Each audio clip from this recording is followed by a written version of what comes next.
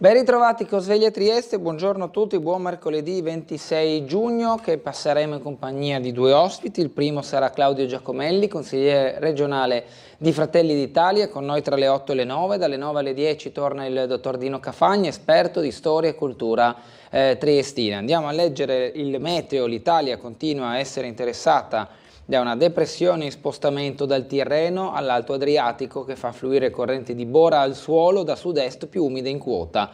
Domani la depressione si sposterà in Slovenia, colmandosi per quanto riguarda la regione.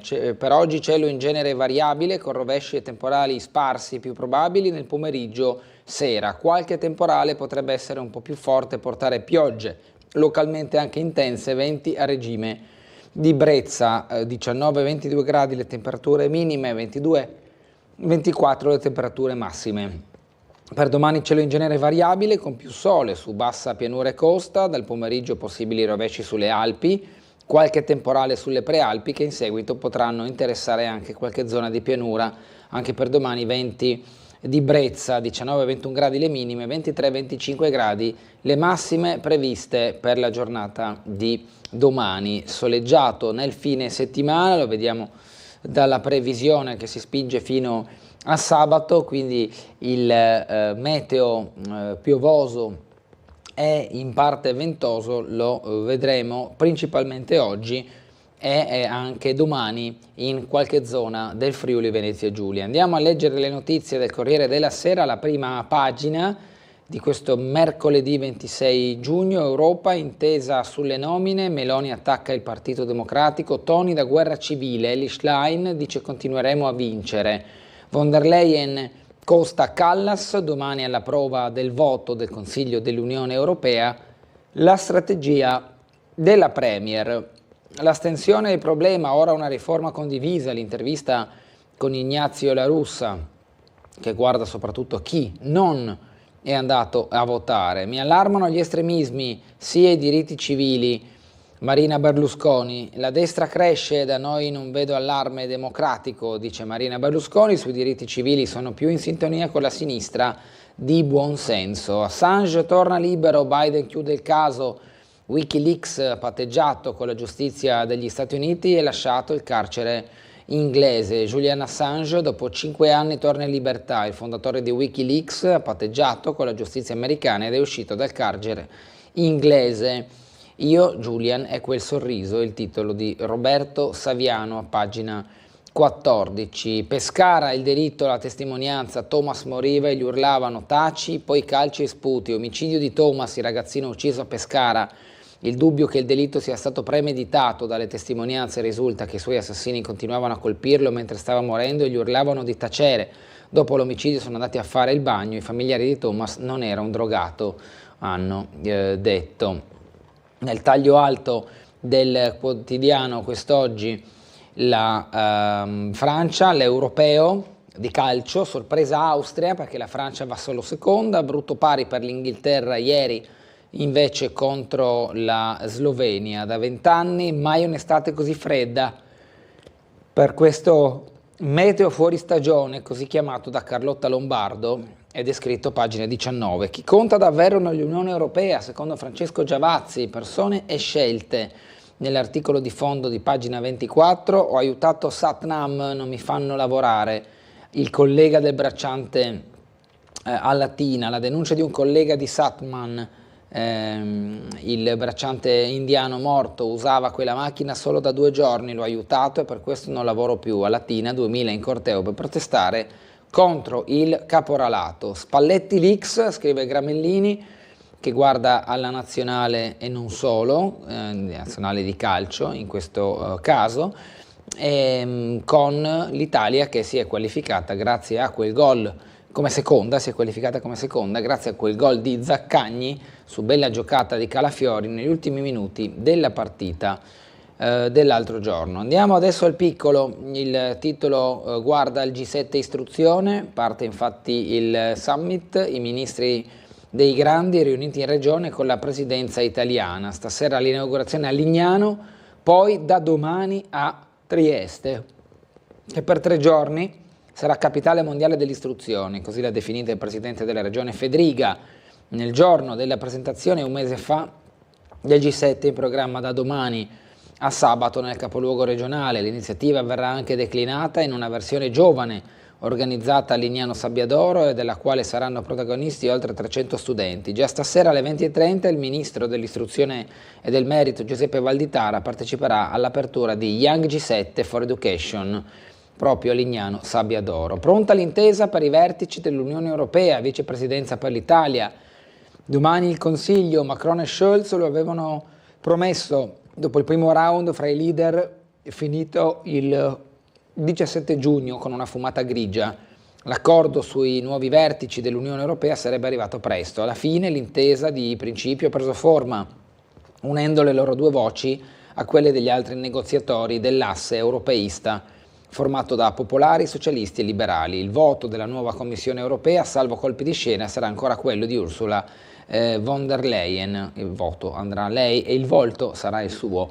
Al Park del Molo Quarto resteranno solo 180 posti auto. Tra le notizie della cronaca di Trieste, nuova linea marittima dalle rive a Grignano, resi noti gli attracchi.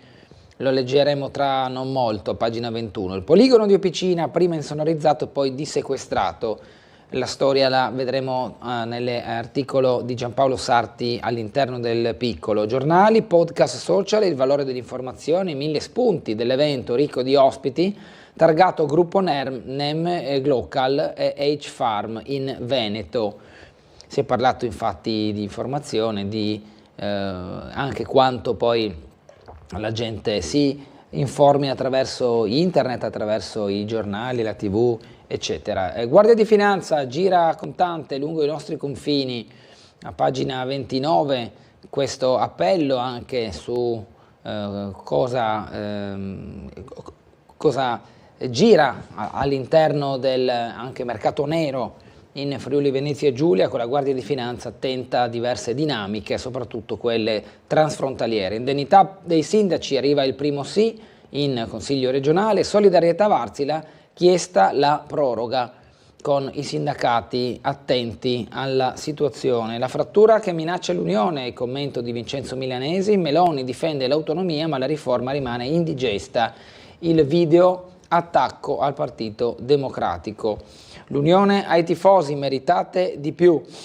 Il sorpasso celebre poi del Giro d'Italia 2025 in bilico, l'avvio da Trieste. Sorpasso, celebre pellicola dal 62, regia di Dino Risi. La scena è un cult. Gassman viaggia con l'auto scoperta verso la Versilia con Jean-Louis Trintignant. Il sorpasso, parafrasando il film, è quello che l'Albania nelle ultime settimane sta operando nei confronti di Trieste e la regione Friuli Venezia Giulia per accaparrarsi il prossimo 10 maggio la partenza del Giro d'Italia. In questi articoli di sport che guardano al calcio con il presidente Rosenzweig a Trieste, ma anche al Giro d'Italia con in bilico l'arrivo, l'avvio da Trieste e quindi la partenza che può guardare anche all'estero andando proprio nei Balcani. Istruzioni, il G7 al via, stasera a Lignano apertura dell'appendice, da domani il clou a Trieste, 3 giorni, capitale mondiale dell'istruzione, un riferimento universale, pensando anche alle visite del Papa e del Presidente della Repubblica. Così si esprime il sindaco di Piazza. Saremo sotto gli occhi di tutti, iniziamo con la straordinaria 3 giorni sulla scuola in una città. Non dimentichiamolo che con le materne comunali è un unicum in Italia. L'iniziativa verrà anche declinata in una versione giovane organizzata a Lignano Sabbiadoro, della quale saranno protagonisti oltre 300 studenti. Già questa sera alle 20:30, affiancato dal presidente Fedriga e dall'assessore regionale Rosolene, il ministro dell'istruzione e del merito Giuseppe Valditara parteciperà all'apertura di Young G7 for Education in piazza Marcello d'Olivo, nella località balneare friulana. Sarà pure presente alla chiusura sabato 29 giugno alle 18:40 all'Arena Alpe Adria, sempre a Lignano. A Trieste dunque convergeranno ministri e delegati da Italia, Germania, Francia, Regno Unito, Stati Uniti, Canada e Giappone, ma anche esponenti dell'Unione Europea, i vertici dell'Unione Africana e delle principali organizzazioni competenti in materia, l'OCSE, l'UNESCO e l'UNICEF. Si prevede l'arrivo di 15 capi delegazione per un totale di circa 100 partecipanti nazionali e internazionali. L'evento inaugurale si terrà alle 7 di sera di domani nel castello di Miramare, dove il ministro Valditara accoglierà gli ospiti con un cocktail di benvenuto nella terrazza del castello, cui seguirà un suo discorso di saluto nella sala del trono. A seguire, per i capi delegazione, la cena di gala. Le sessioni di lavoro inizieranno venerdì alle 10 nel Palazzo della Regione, in programma un'apertura con gli interventi introduttivi e a seguire una prima sessione dedicata alla priorità della presidenza italiana, valorizzare i talenti di ciascuno, e una seconda che punta invece su istruzione innovativa e nuove competenze per il futuro. L'occasione anche per rafforzare la cooperazione educativa a livello internazionale, compresa quella con i paesi dell'Africa, attraverso partenariati più forti tra istituti di istruzione, compresa l'istruzione e formazione tecnica e professionale, e anche il settore privato. In serata i partecipanti assisteranno a un recital musicale con un programma classico italiano al Teatro Verdi e ceneranno nel Palazzo della Prefettura. Il programma di sabato dalle 9 si prosegue con la visita prima al ITS Volta nell'area Science Park di Basovizza, poi al Molo Fratelli Bandiera, laboratorio dotato di un simulatore di navigazione, eccellenza nel campo della formazione marittima e della ricerca applicata, presentato dagli studenti del Nautico, anzi dell'Accademia Nautica dell'Adriatico e del Nautico stesso, Tommaso di Savoia, Duca di Genova. Infine alle 12, stiamo parlando di sabato, riunione ancora in prefettura per l'adozione della dichiarazione finale e quindi del report della sintesi degli accordi e degli impegni assunti nel G7 triestino. Quindi sabato sarà il momento per fare un po' sintesi su questi 3 giorni passati a Trieste e anche su cosa si è riuscito a convergere tra i vari paesi come modalità e come intese. Esauriti gli 8.100 pass per la messa del Papa in Piazza Unità il 7 luglio, continuano ad arrivare richieste, ma i posti a sedere sono tutti assegnati. Settimana sociale al via il 3, con la visita di Mattarella, 1.000 i delegati in attesa in città. Arriva l'intesa sui top jobs, Meloni negozia con von der Leyen, come abbiamo visto dalle prime pagine del Piccolo del Corriere della Sera, si va verso la riconferma di Ursula per la Commissione. La Lettone Callas per la politica estera, Costa invece al Consiglio. Questi sono i nomi: Antonio Costa, Presidente del Consiglio europeo, Ursula von der Leyen, Presidente della Commissione europea, Kaja Kallas, Alta rappresentante dell'Unione Europea per gli affari esteri e la politica di sicurezza, rimane Roberta Metsola, Presidente del Parlamento europeo. Il blitz di Macron e Scholz blinda l'accordo sulle nomine. Il tandem Parigi-Berlino torna a rimarcare la centralità dei due paesi nello scenario europeo, un messaggio chiaro ai leader sugli equilibri da mantenere. Questo è il l'asse franco-tedesco. Poi la vicepresidenza di peso è la richiesta dell'Italia per il sì, cruciale l'agenda in questa trattativa. Il ministro Fitto è il candidato numero 1 a lasciare Roma per Bruxelles, la Premier esclude però un rimpasto di governo. L'alternativa all'appello del Partito Democratico per il campo largo: serve unità, le forze convergano. Si fa sentire il Partito Democratico sulle nomine in Europa. I nodi invece della politica interna, l'autonomia unisce, videodifesa di Meloni sulla riforma indigesta. Dopo averla snobbata in campagna elettorale, la Premier torna sulla legge, opposizione ridicola e ipocrita.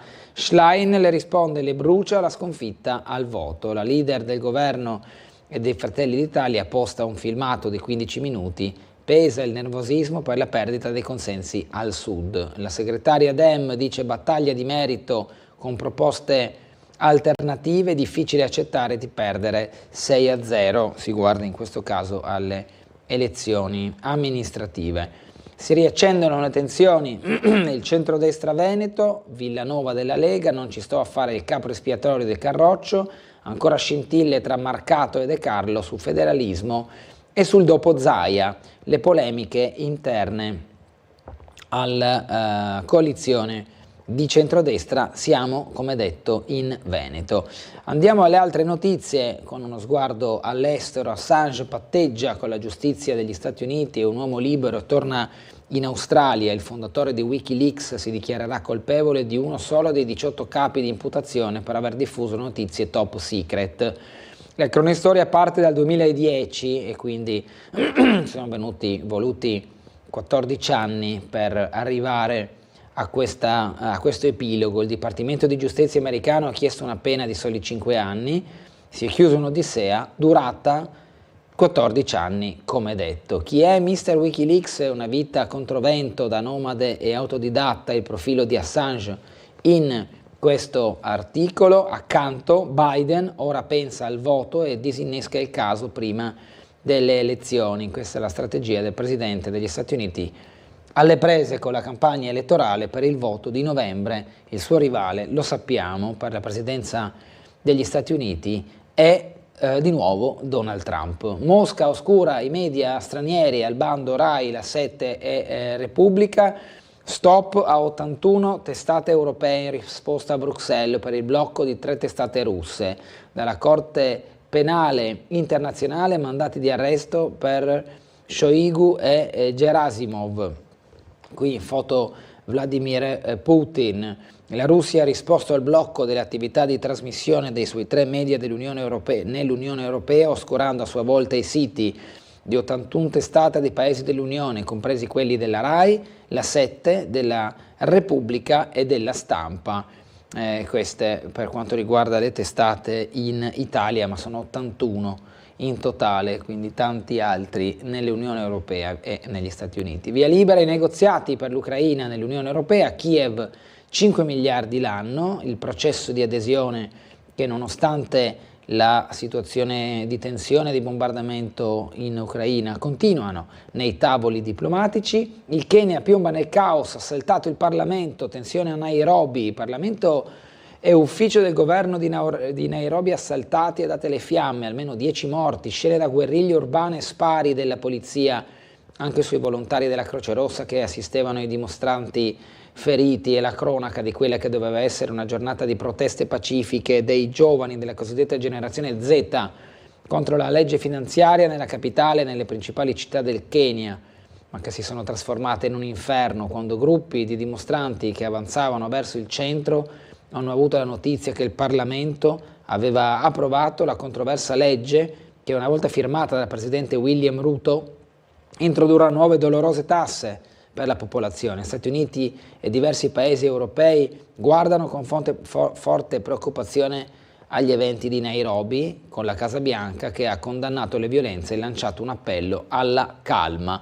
Spunta il piano Trump, trattative o stop armi per l'Ucraina, niente più armi all'Ucraina nel caso in cui non si sedesse al tavolo con la Russia per trattare. È una delle idee contenute nel piano di pace consegnato a Donald Trump dai suoi ex consiglieri per la sicurezza nazionale per mettere fine al conflitto. L'iniziativa prevede anche che gli Stati Uniti ammettino il sostegno a Kiev se Mosca si rifiutasse di trattare. La proposta, secondo la Reuters, è stata elaborata dal generale Keith Kellogg e anche Fred Flitz, che sono stati entrambi capi di gabinetto del Consiglio di sicurezza nazionale durante la presidenza Trump. Non dico che si sia detto d'accordo o che si sia detto d'accordo su ogni parola, ma siamo lieti del feedback che abbiamo ricevuto, ha detto Flitz. La campagna di Trump ha però osservato come solo le dichiarazioni ufficiali dell'ex presidente o del suo staff vanno considerate come ufficiali e quindi non quelle di terze parti. Missione riuscita per la Cina, per la prima volta sono arrivate sulla Terra rocce e suolo dal lato nascosto della Luna, ad aggiudicarsi il primato e la Cina con la missione Chang'e 6, la capsula che ha riportato i campioni raccolti in una zona vicina al polo sud lunare è atterrata nella zona di Xizhiwang, nella Mongolia interna, in questo viaggio spaziale con l'allunaggio e il prelievo di diverso materiale proprio dalla Luna. Il primo sì alle nuove indennità, ok in quinta commissione all'aumento delle paghe di sindaci e consiglieri, 9 le fasce individuate in base alla popolazione dei comuni di riferimento. Pisani della Slovenska Skupnost chiede di valutare la giornata libera per gli eletti nei municipi, ma non è materia di delibera. Il leghista Gersinic pensa ai consiglieri circoscrizionali, tema tutto tristino su cui dovrà decidere l'aula comunale. E andiamo a vedere poi l'indennità per gli amministratori locali, che vedrà un incremento in base a quelli che sono i rappresentanti dei territori, che non saranno omologati tutti in un'unica fascia di categoria, ma vanno in base agli abitanti dell'amministrazione comunale stessa, fino a 1000 abitanti, dai 1000 ai 3000, dai 3000 ai 5000, poi fino ai 10, ai 20, ai 30, ai 100 e ai 50.000, con questa fascia di intermezzo. Poi ci sono i comuni ex capoluogo fino a 100.000 abitanti, i comuni ex capoluogo sopra ai 100.000 abitanti, e ci sono delle indennità proposte dalla regione che vanno ad aumentare, e l'incremento passa dal 9, per fare un esempio, al 49% dell'aumento di questa indennità per sindaci e consiglieri. Martina, sotto il palazzo, chiedo solo pietà e di poter porre fine alla mia sofferenza. Oppelli, affetta da sclerosi multipla, con l'associazione Coscioni sotto il palazzo di Piazza Oberdan. Non è giusto fare differenze in base al concetto di sostegno vitale. Si rifà difatti ai criteri che sono stati vagliati e in certe occasioni anche contestati per quella che è la scelta della 49enne triestina malata di sclerosi multipla. La donna si è vista rifiutare dall'azienda sanitaria l'accesso all'aiuto alla morte volontaria, nonostante dipenda da terzi per tutto. È attesa nei prossimi giorni una sentenza della Corte Costituzionale che potrebbe avere riflessi su questo caso. Andiamo a leggere poi: il direttore generale Milan resta capo di gabinetto fino alla fine di settembre. Nei dirigenti in regione del bianco verso la conferma a cultura e sport. Ricerca e imprese, idrogeno green e aerospazio, le nuove sfide per Mare FVG, conferme al vertice per la presidente Pedicchio e la D Sabadini, e quindi il cluster che allarga il proprio raggio d'azione. Ok, i conti, approvato il bilancio 2023, l'assessore Rosolén dice crescita dell'innovazione e integrazione multisettoriale.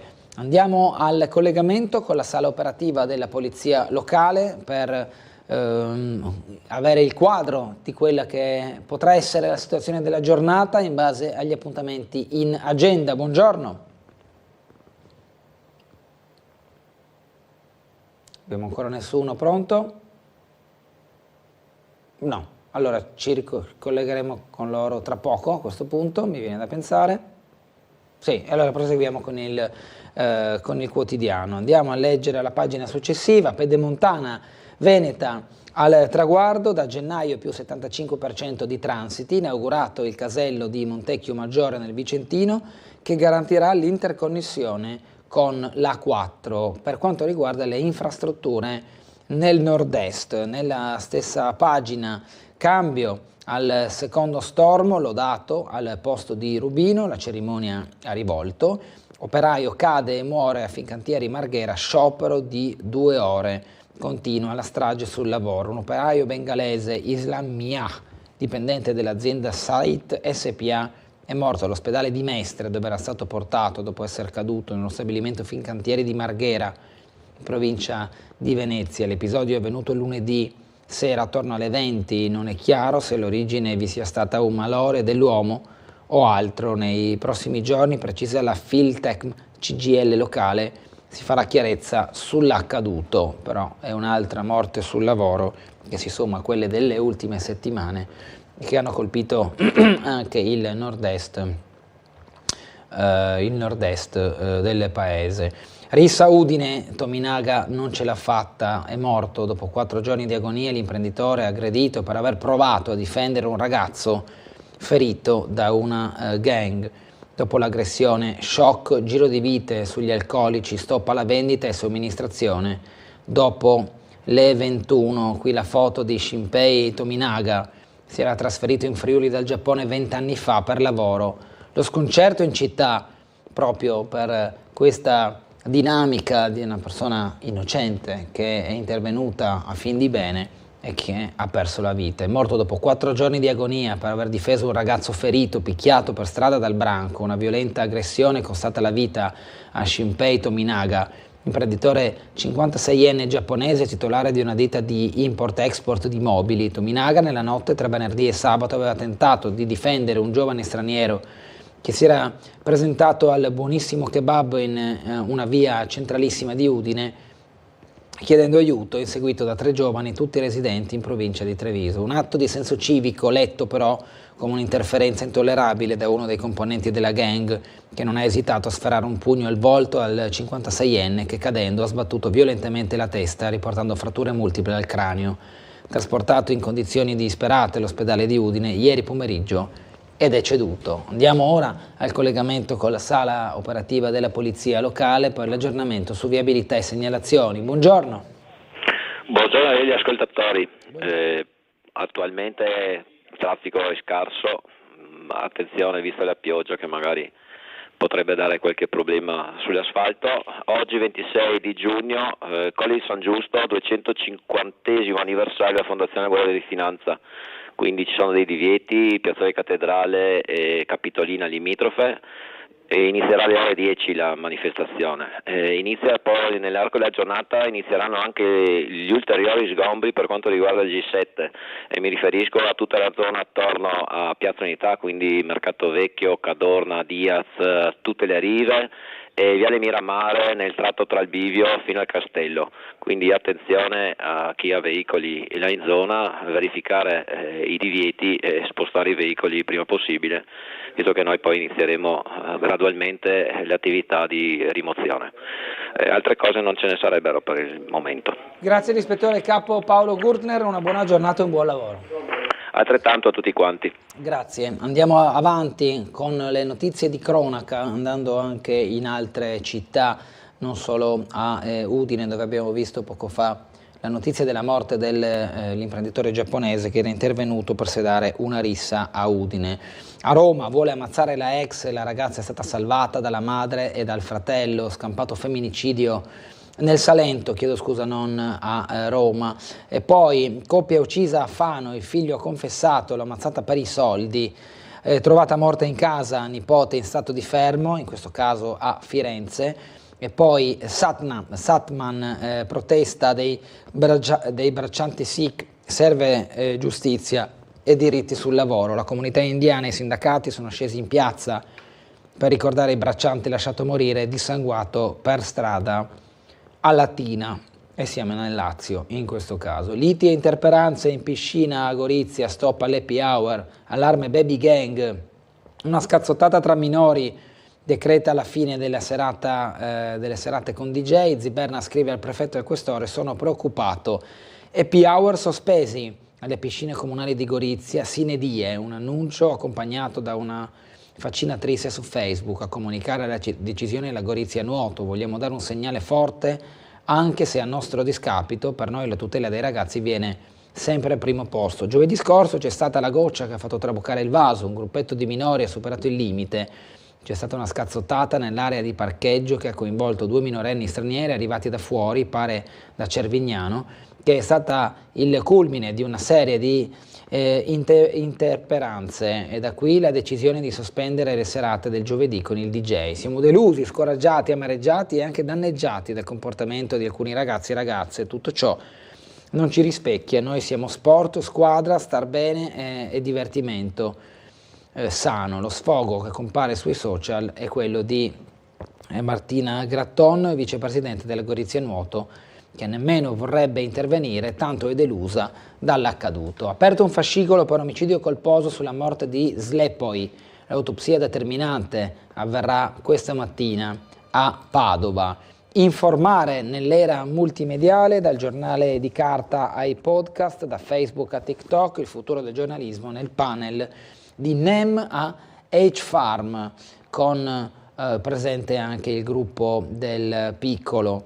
Più offerta che domanda di news, stop alla scorciatoia delle 3V, il presidente dell'ordine Bartoli, imprescindibili etica, trasparenza e tracciabilità dell'informazione. Russo, Harz Italia, cambia tutto, stop a velocità, volumi e violenza. Ubaldeschi dice: ecco la sfida di NEM, realizzare un modello inedito di informazione. Zaia la comunicazione, modello Veneto Pride.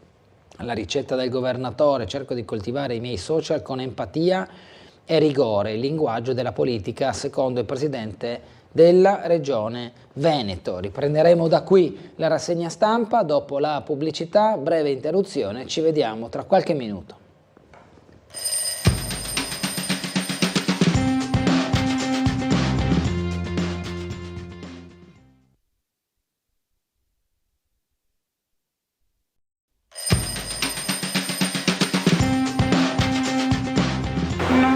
Non costringetemi a pentirmi di aver vissuto.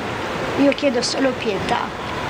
Ho il sorriso, non me lo potete rubare mai, mai, perché è il dono più grande che mi è stato dato. Da Dio o chi per lui, io non lo so. Magari voi siete credenti o atei, non ha importanza. Questa è una scelta di amore verso la vita. Martina Oppelli, 49enne triestina affetta da sclerosi multipla, continua la sua battaglia per aver diritto al suicidio medicalmente assistito. I membri dell'associazione Luca Coscioni si sono riuniti oggi sotto il palazzo del Consiglio regionale in piazza Oberdan. Non sono una capricciosa e soprattutto non ho niente contro questa amministrazione, perché è la mia e l'ho scelta anch'io e ho fiducia. Spero solo nel buon senso, perché ormai sono un'infinità di anni che lavoro per pagare, quindi vivo per pagare e pago l'assistenza ma che mi permette di stare a casa, che mi schiaccia la pancia quando devo andare in bagno da una vita. Perdonatemi se questo non è un sostegno vitale. Chi mi gira la notte, chi mi dà da bere, chi mi dà da mangiare, chi mi dà i farmaci anche di notte. La richiesta di Martina e dell'associazione Coscioni è che la regione Friuli Venezia Giulia adotti un pieno adempimento alla sentenza della Corte Costituzionale 242 del 2019. Sicuramente un errore veramente importante è quello di non prendere cognizione, non dare valore alle 8.000 firme che sono state depositate per una proposta di legge di iniziativa popolare che altro non faceva che affiancare la pubblica amministrazione nel determinare tempi certi per la verifica alle persone malate, capaci di autodeterminarsi, che sono ormai esauste dalle sofferenze intollerabili a cui sono sottoposti, che chiedono verifica dei propri requisiti. Quindi una proposta di legge che affianca l'operatività dei servizi sanitari in regione, non aggiunge nulla in più rispetto alla sentenza della Corte Costituzionale, ma prevede un pieno adempimento. Pensiamo a una persona malata che reputa intollerabile la sofferenza a cui è sottoposta, ogni giorno di attesa. Che cos'è per quella persona? Bene, l'orientamento politico di questa regione è voltarsi dall'altra parte.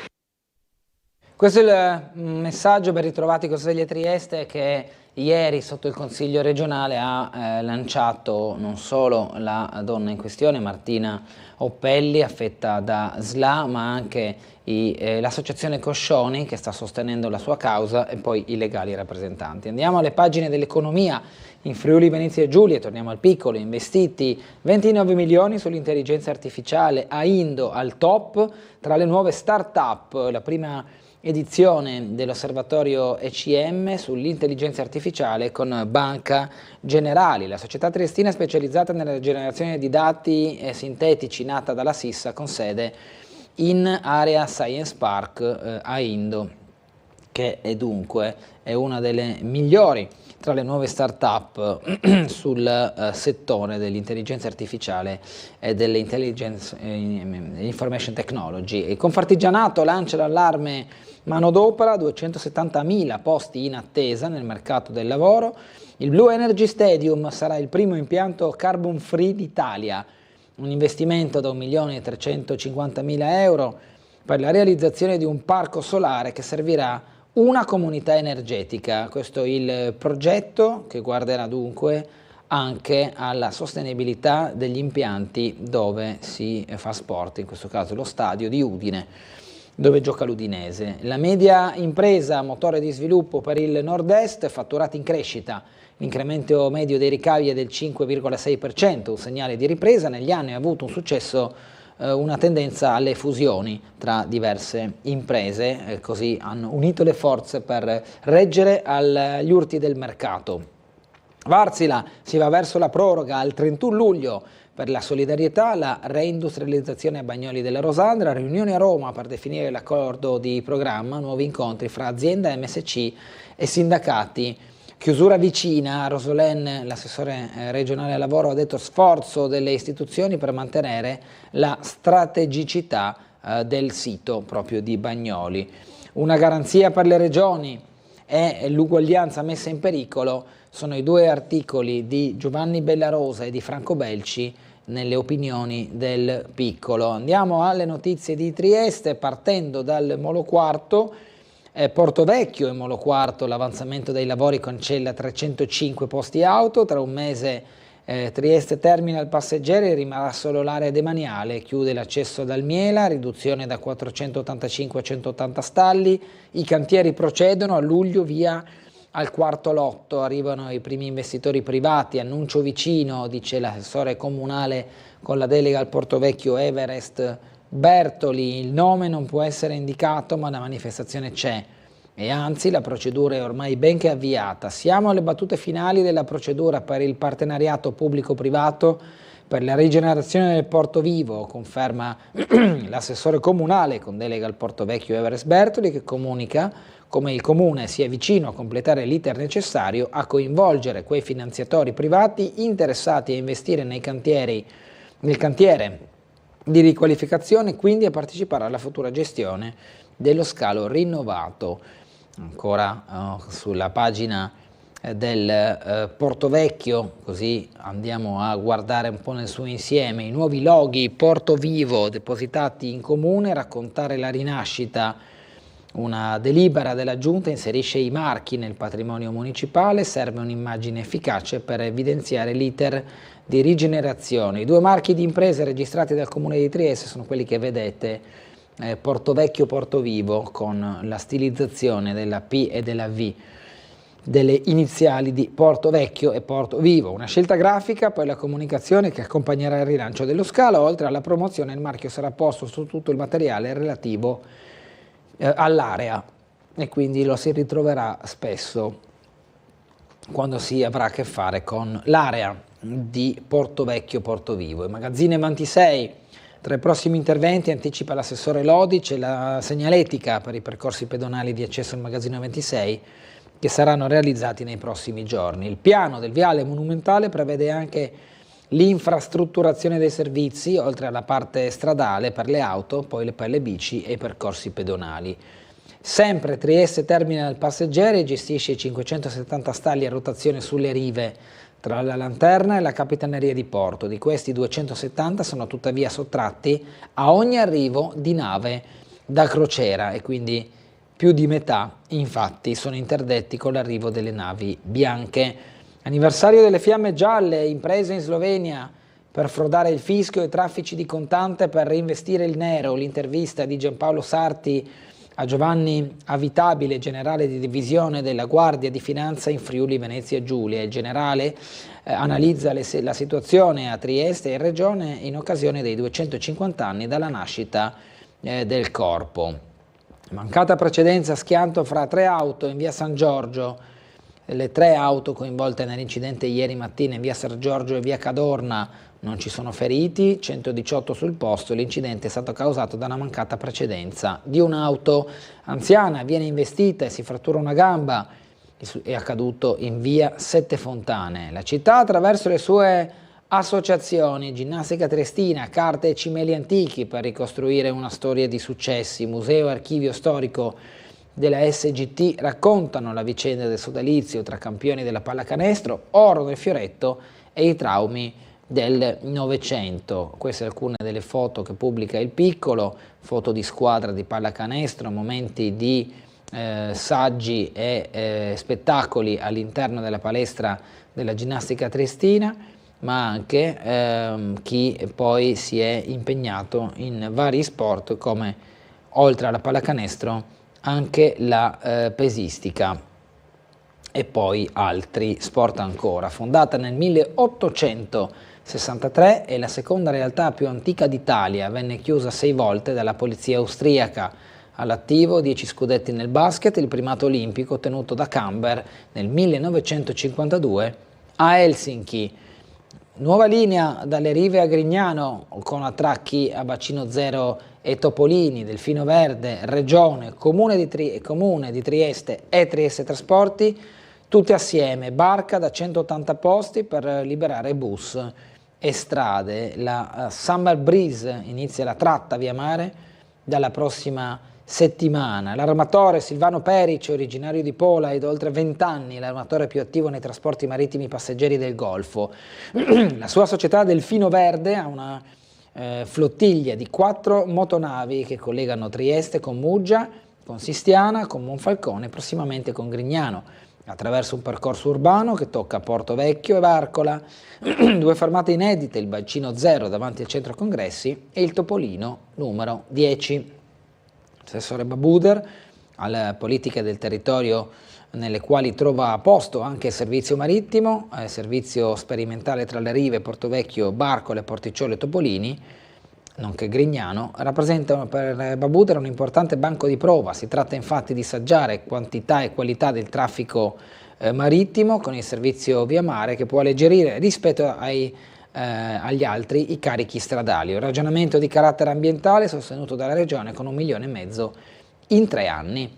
Torna la pianificazione, periferia sud e verde, basta interventi a spot, l'osservatorio di rigenerazione urbana in questo incontro tra specialisti. Il poligono di Tira Opicina insonorizzato e dissequestrato, la chiusura il 18 febbraio, una volta rilevate emissioni di rumore oltre i limiti, il responsabile della struttura si era subito attivato riducendo l'impatto sonoro. Il provvedimento della procura sulla linea di tiro che poi a questo punto ha trovato il suo percorso. La proroga Muggia di 7 anni a Cristoforetti per l'efficientamento, una delibera di giunta ad hoc nell'ingresso della scuola Bubnic di Muggia, lo si vede qui in foto. A Morrupino prende il via la seconda era di Cosmina, cultura e pace tra lingue. La sindaca rieletta su Fernetti dice: cercheremo di dare un termine al progetto di ristrutturazione, a fine assemblea spunta anche una commissione trasparenza a questi momenti del Consiglio. Il sindaco di Morrupino Tania Cosmina con fra gli eletti e i nominati Vesna Agustin e Jan Scabar e poi anche Omar Marucelli nelle foto del piccolo della seduta di ieri. Venduta l'ex caserma delle Fiamme Gialle, giudicata all'asta per 175.000 euro. Siamo all'edificio dismesso da oltre 30 anni, l'offerta è andata a buon fine, dopo molti tentativi a vuoto e fabbricato in condizioni pessime, andrà risistemato. Dopo vari tentativi di vendita, l'ex caserma della Guardia di Finanza di Aurisina Cave ha trovato un acquirente nell'ultima asta, il cui annuncio era stato pubblicato a marzo del 2024. L'edificio, dismesso e abbandonato da almeno una trentina d'anni, si prepara dunque a una nuova vita. Case Ater alienate tra Duino e Muggia. L'Ater Trieste ha pubblicato il piano di vendita per 15 alloggi fra Trieste, Muggia e Duino Aurisina. Tutte le informazioni sul sito dell'ente. Nuova piazza di Aurisina, un'anteprima a San Rocco e si inaugura a settembre. Il sindaco Gabrovez fissa il primo traguardo per la festa patronale del 16 agosto, poi il taglio del nastro il mese successivo. Ancora critiche dalle opposizioni per l'intervento in via di conclusione. La mostra su San Nazario, patrono di Capodistria, per i 1500 anni dalla fondazione della città, l'esposizione con una mostra dedicata alla storia di San Nazario, patrono della città di Capodistria, e quella inaugurata nei giorni scorsi nel centro della cittadina istriana in occasione dei 1500 anni dalla sua fondazione. Le frontiere nel libro di Colasanto, l'immigrazione e il significato dei confini sono stati al centro della presentazione di Oltrefrontiera, il libro del funzionario di polizia Giuseppe Colasanto, che qui vediamo in foto accanto al segretario provinciale del sindacato autonomo di polizia Tamaro. La quinta F del Da Vinci, a 40 anni dalla maturità, nella foto della rimpatriata, la misteriosa scomparsa del nostro genoma del cromosoma XY dei cugini di Neanderthal, con Fabio Pagan che spiega nella rubrica laboratorio questa evoluzione, e poi gli ex compagni d'asilo riuniti con la seconda foto della rimpatriata. Si tratta, dopo più di 60 anni, del ritrovamento, della riunione dei compagni d'asilo del biennio 55-56 e della prima elementare del 57 a distanza di tanto tempo. Il console Giorgiano per il Nord è il primo consigliere accolti dal sindaco di Piazza nelle visite istituzionali tra rappresentanti dei vari paesi e la città di Trieste. Siamo alla cultura, la stagione 2024-2025 dello stabile regionale. Anticipiamo tutti gli argomenti che vedremo qui riportati all'interno del piccolo con il servizio di Umberto Bosazzi, che ha seguito proprio la presentazione della stagione dello stabile del Friuli Venezia Giulia. Vediamo. È difficile condensare in un servizio, ancorché non breve, ci rendiamo conto, la stagione 2024-2025 del Teatro Stabile del Friuli Venezia Giulia presentata oggi e che giocoforza non può non tener conto dei numeri ottenuti dal cartellone conclusosi qualche settimana fa, sulla falsariga del quale è modellata. La presentazione della stagione direi che è il momento più importante nell'arco dell'anno, perché è il risultato di un lavoro molto lungo, molto meditato, un lavoro di squadra, un lavoro di grande confronto.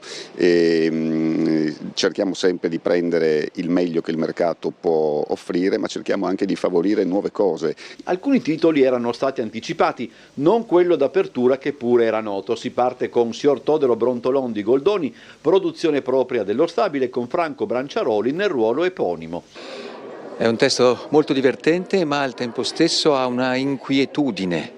Signor Todaro è un personaggio anche strano, particolare, ambiguo, ma la cosa che mi affascina in questo testo è l'universo femminile, il trionfo della donna. Buona parte delle produzioni proprie dello Stabile esplorano come tradizione ormai il territorio. Torna la coscienza di Zeno, Mauro Kovacic riproporrà in una sola serata le proprie riflessioni su Svevo, Saba e Joyce per concentrarsi più avanti su Kafka. Grande sorpresa, la messa in scena di Il vetro della clessidra, tratto da Tempo curvo a Krems di Claudio Magris, con Alessio Boni che apre la sezione dedicata alla scena contemporanea in Sala Bartoli. Il cartellone della prosa, caratterizzato anche dalla lettura di Pessoa affidata a Bob Wilson, spettacolo proprio in coproduzione su cui lo Stabile punta moltissimo, si concentra sui grandi testi. Sfileranno ad esempio Parenti terribili di Cocteau, i 6 personaggi pirandelliani, Anna Karenina, Teresa Racchena di Zola, ma anche una locandiera per rinsaldare il discorso su Goldoni, del quale saranno lette le memoire.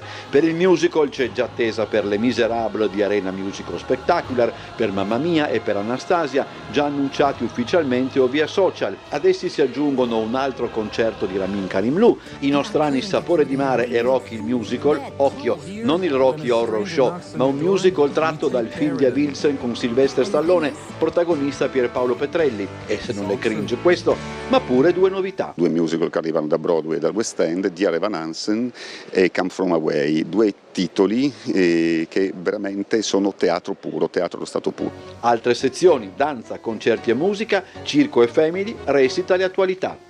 Resta da sottolineare l'impegno dello Stabile per i 70 anni del ritorno di Trieste all'Italia con 26 ottobre Un mare di ombrelli, testo di Gianni Gori, senza contare che nel 2024 lo stesso Teatro Stabile celebrerà i propri primi 70 anni.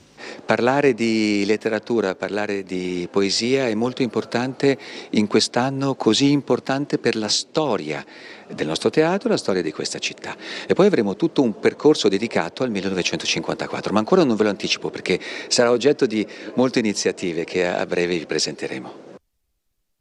Questo per fare un po' sintesi su quanto poi riporta anche il piccolo, lo vediamo attraverso i titoli: Signor Todaro, Alza il sipario, Pessoa di Wilson Superstar, Alessio Boni da voce a Magris. Les Misérables a novembre ritorna anche Karimloo con la stagione del Rossetti, Matteo Bussola, Un figlio anoressico, una generazione fragile, in libreria il nuovo romanzo La neve in fondo al mare. Domani la presentazione al Palapineta di Lignano. Altro dalle pagine della cultura, musica e arti visive, alle fucine sinfoniche con DJ e artisti techno, musica cortese in stile dantesco attorno al tema di Bella Petra nella rassegna. Dove nasce l'Adriatico, la preistoria si fa storia, assieme a Edda Vidiz alle 17:30 alla Sala Balzen a Trieste. Oltre il cielo a Basovizza, cinema e viaggi su Marte davanti alla Specola Hack.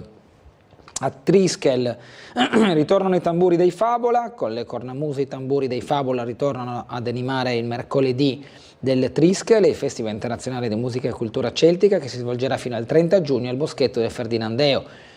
Oggi alle 22 ritorna una delle band più amate dei festival, ben 5 elementi per far scatenare il pubblico con i loro ritmi inconfondibili. A precederli alle 21 gli Alma Canta, seconda serata per questo duo del Friuli Venezia Giulia, che proporrà un repertorio celtico con atmosfere mistiche ed evocative. Sport adesso, Rosenzweig ai tifosi, porteremo in alto l'Unione, parla il presidente della Triestina che ha voluto incontrare i soci dei club alabardati, meritate molto di più, ma il percorso ha una certa lunghezza, ha detto Rosenzweig nella foto in alto al centro coordinamento Triestina Club, in quella invece in basso, con il fan club Bar Capriccio di Via Bramante, con la 500 che fa sempre parte del corredo di questo fan club, griffata triestina.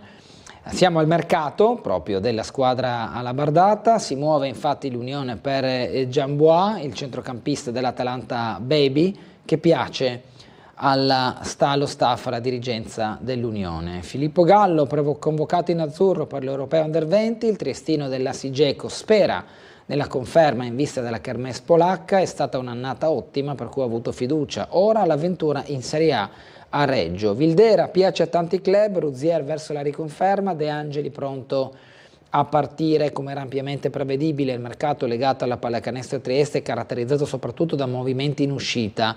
La promozione, con tutto quello che ne consegue, rende appetibili molti giocatori del roster biancorosso. Detto della scelta di vita di Filloi di avvicinarsi a casa, a Pistoia, chiarita anche la posizione lontana da Trieste di Juan Fernandez, tutti gli occhi delle big della prossima seconda serie sono incentrati su Giovanni Vildera, una vera e propria asta per un testa a testa ormai circoscritto fra Pesaro e Cantù, con Brindisi fuori di scena nonostante un poderoso rilancio per il giocatore. Futurosa riconferma Rosset, vogliamo migliorarci ancora nella serie A2 femminile, la giocatrice argentina reduce da un lungo infortunio rimarrà nel sodalizio triestino allenato da Andrea Mura. Ho trovato un club che è come una famiglia, ha detto l'atleta della Futurosa. Olimpia Trieste riparte da coach Federico Paron. Al tecnico verrà affidato il settore giovanile del club Nero Arancio, il presidente Valles, la persona giusta per valorizzare il vivaio. Siamo alla pallavolo. L'atletica, Denardi vola sui 3.000 siepi alla qualificazione tricolori, al Bravin Bene la Trieste Atletica. Il sorpasso dell'Albania, Trieste e il Friuli Venezia Giulia superati per la partenza del Giro d'Italia 2025. Decisivi un'offerta da oltre 15 milioni e una vecchia promessa del premier Meloni. Il sorpasso, celebre pellicola del 1962, regia di Dino Risi. La scena è un cult con Gassman che, come abbiamo visto già dalla prima pagina, viaggia con l'auto scoperta verso la Versilia e quindi il sorpasso in questo caso è la metafora di quanto l'Albania sta tentando di operare ai danni dell'Italia per aggiudicarsi lo start, la partenza del Giro d'Italia del prossimo anno a discapito di Trieste e del Friuli Venezia Giulia. Spagna battuta, buone notizie alla vigilia del preolimpico di basket. L'agenda di Jacobs verso i giochi di Parigi, stavolta non farò gli assoluti alla Spezia, ho troppa voglia di difendere gli ori di Tokyo, parla il corridore azzurro Marcel Jacobs per l'atletica leggera, suo infatti il medagliere migliore per quanto riguarda i 100 metri e i risultati da lui ottenuti. Vi racconto Zaccagni, parla Andrea Mandorlini, che a Verona lo fece esordire in Serie A, rapido e veloce, accettava rimproveri per migliorarsi. Con Mandorlini che guarda quello che è stato l'autore della rete che ha permesso all'Italia di arrivare seconda nel girone, di passare dunque il turno.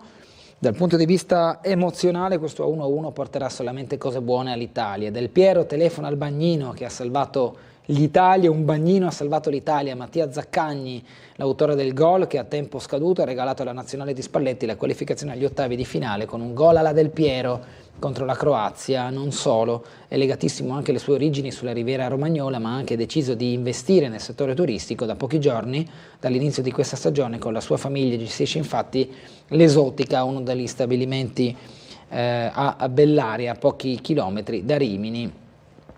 Questo Mattia Zaccagni in forza alla Lazio. Spalletti litiga con i giornalisti, poi nella notte arrivano le scuse. Il CT furioso, capace di passare in un attimo dalla gioia di una qualificazione conquistata all'ultimo respiro a uno sfogo veemente contro i giornalisti nel corso della conferenza stampa nella pancia della Leipzig Arena.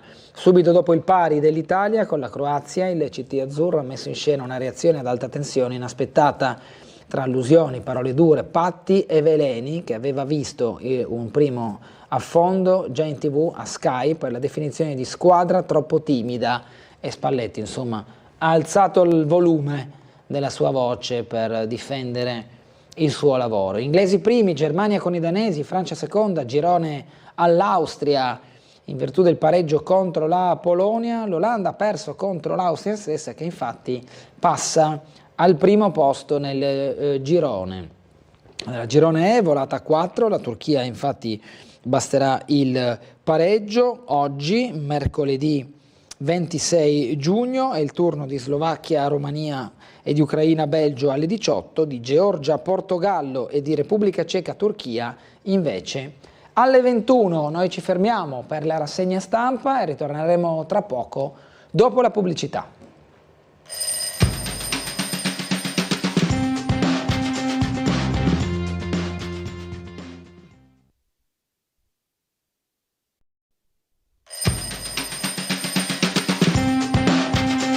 Ben ritrovati con Sveglia Trieste, buongiorno e benvenuto a Claudio Giacomelli, consigliere regionale di Fratelli d'Italia, ben trovato. Buongiorno, grazie dell'invito, buongiorno a tutti. Oggi si parla della, visto che volevo dire parte, da qualche parte doveva starci la parola parte. Oggi si parla della linea marittima Rive-Grignano all'interno di questo articolo del Piccolo che state vedendo, perché parte questo servizio con l'armatore Peric, che Fratelli d'Italia, che Claudio Giacomelli, tempo fa mi ricordo eravamo in Salotto Azzurro, si ricorda Giacomelli, c'era anche l'assessore Mirante, aveva presentato perché è una linea di finanziamento voluta da Fratelli d'Italia, Giacomelli. Sì, assolutamente, lo facemmo lo scorso anno, io fui il primo firmatario insieme al secondo firmatario, il consigliere Calligaris di Gorizia della Lega, e decidemmo di finanziare per l'appunto progetti di trasporto pubblico locale sul mare. Quindi finanziamo questa linea, la portammo ovviamente, la presentammo al Comune di Trieste nella speranza che il Comune di Trieste riuscisse a prendere il finanziamento. Il Comune di Trieste è riuscito a prendere il finanziamento, una grande collaborazione che abbiamo avuto con l'assessore Babuder, ed è andata esattamente come speravamo, quindi con l'organizzazione del Comune, il finanziamento che abbiamo messo noi, l'organizzazione del Comune, della Trieste con l'assessore Babuder, della Trieste Trasporti con il presidente Marzi, e quindi avremo questa linea aggiuntiva.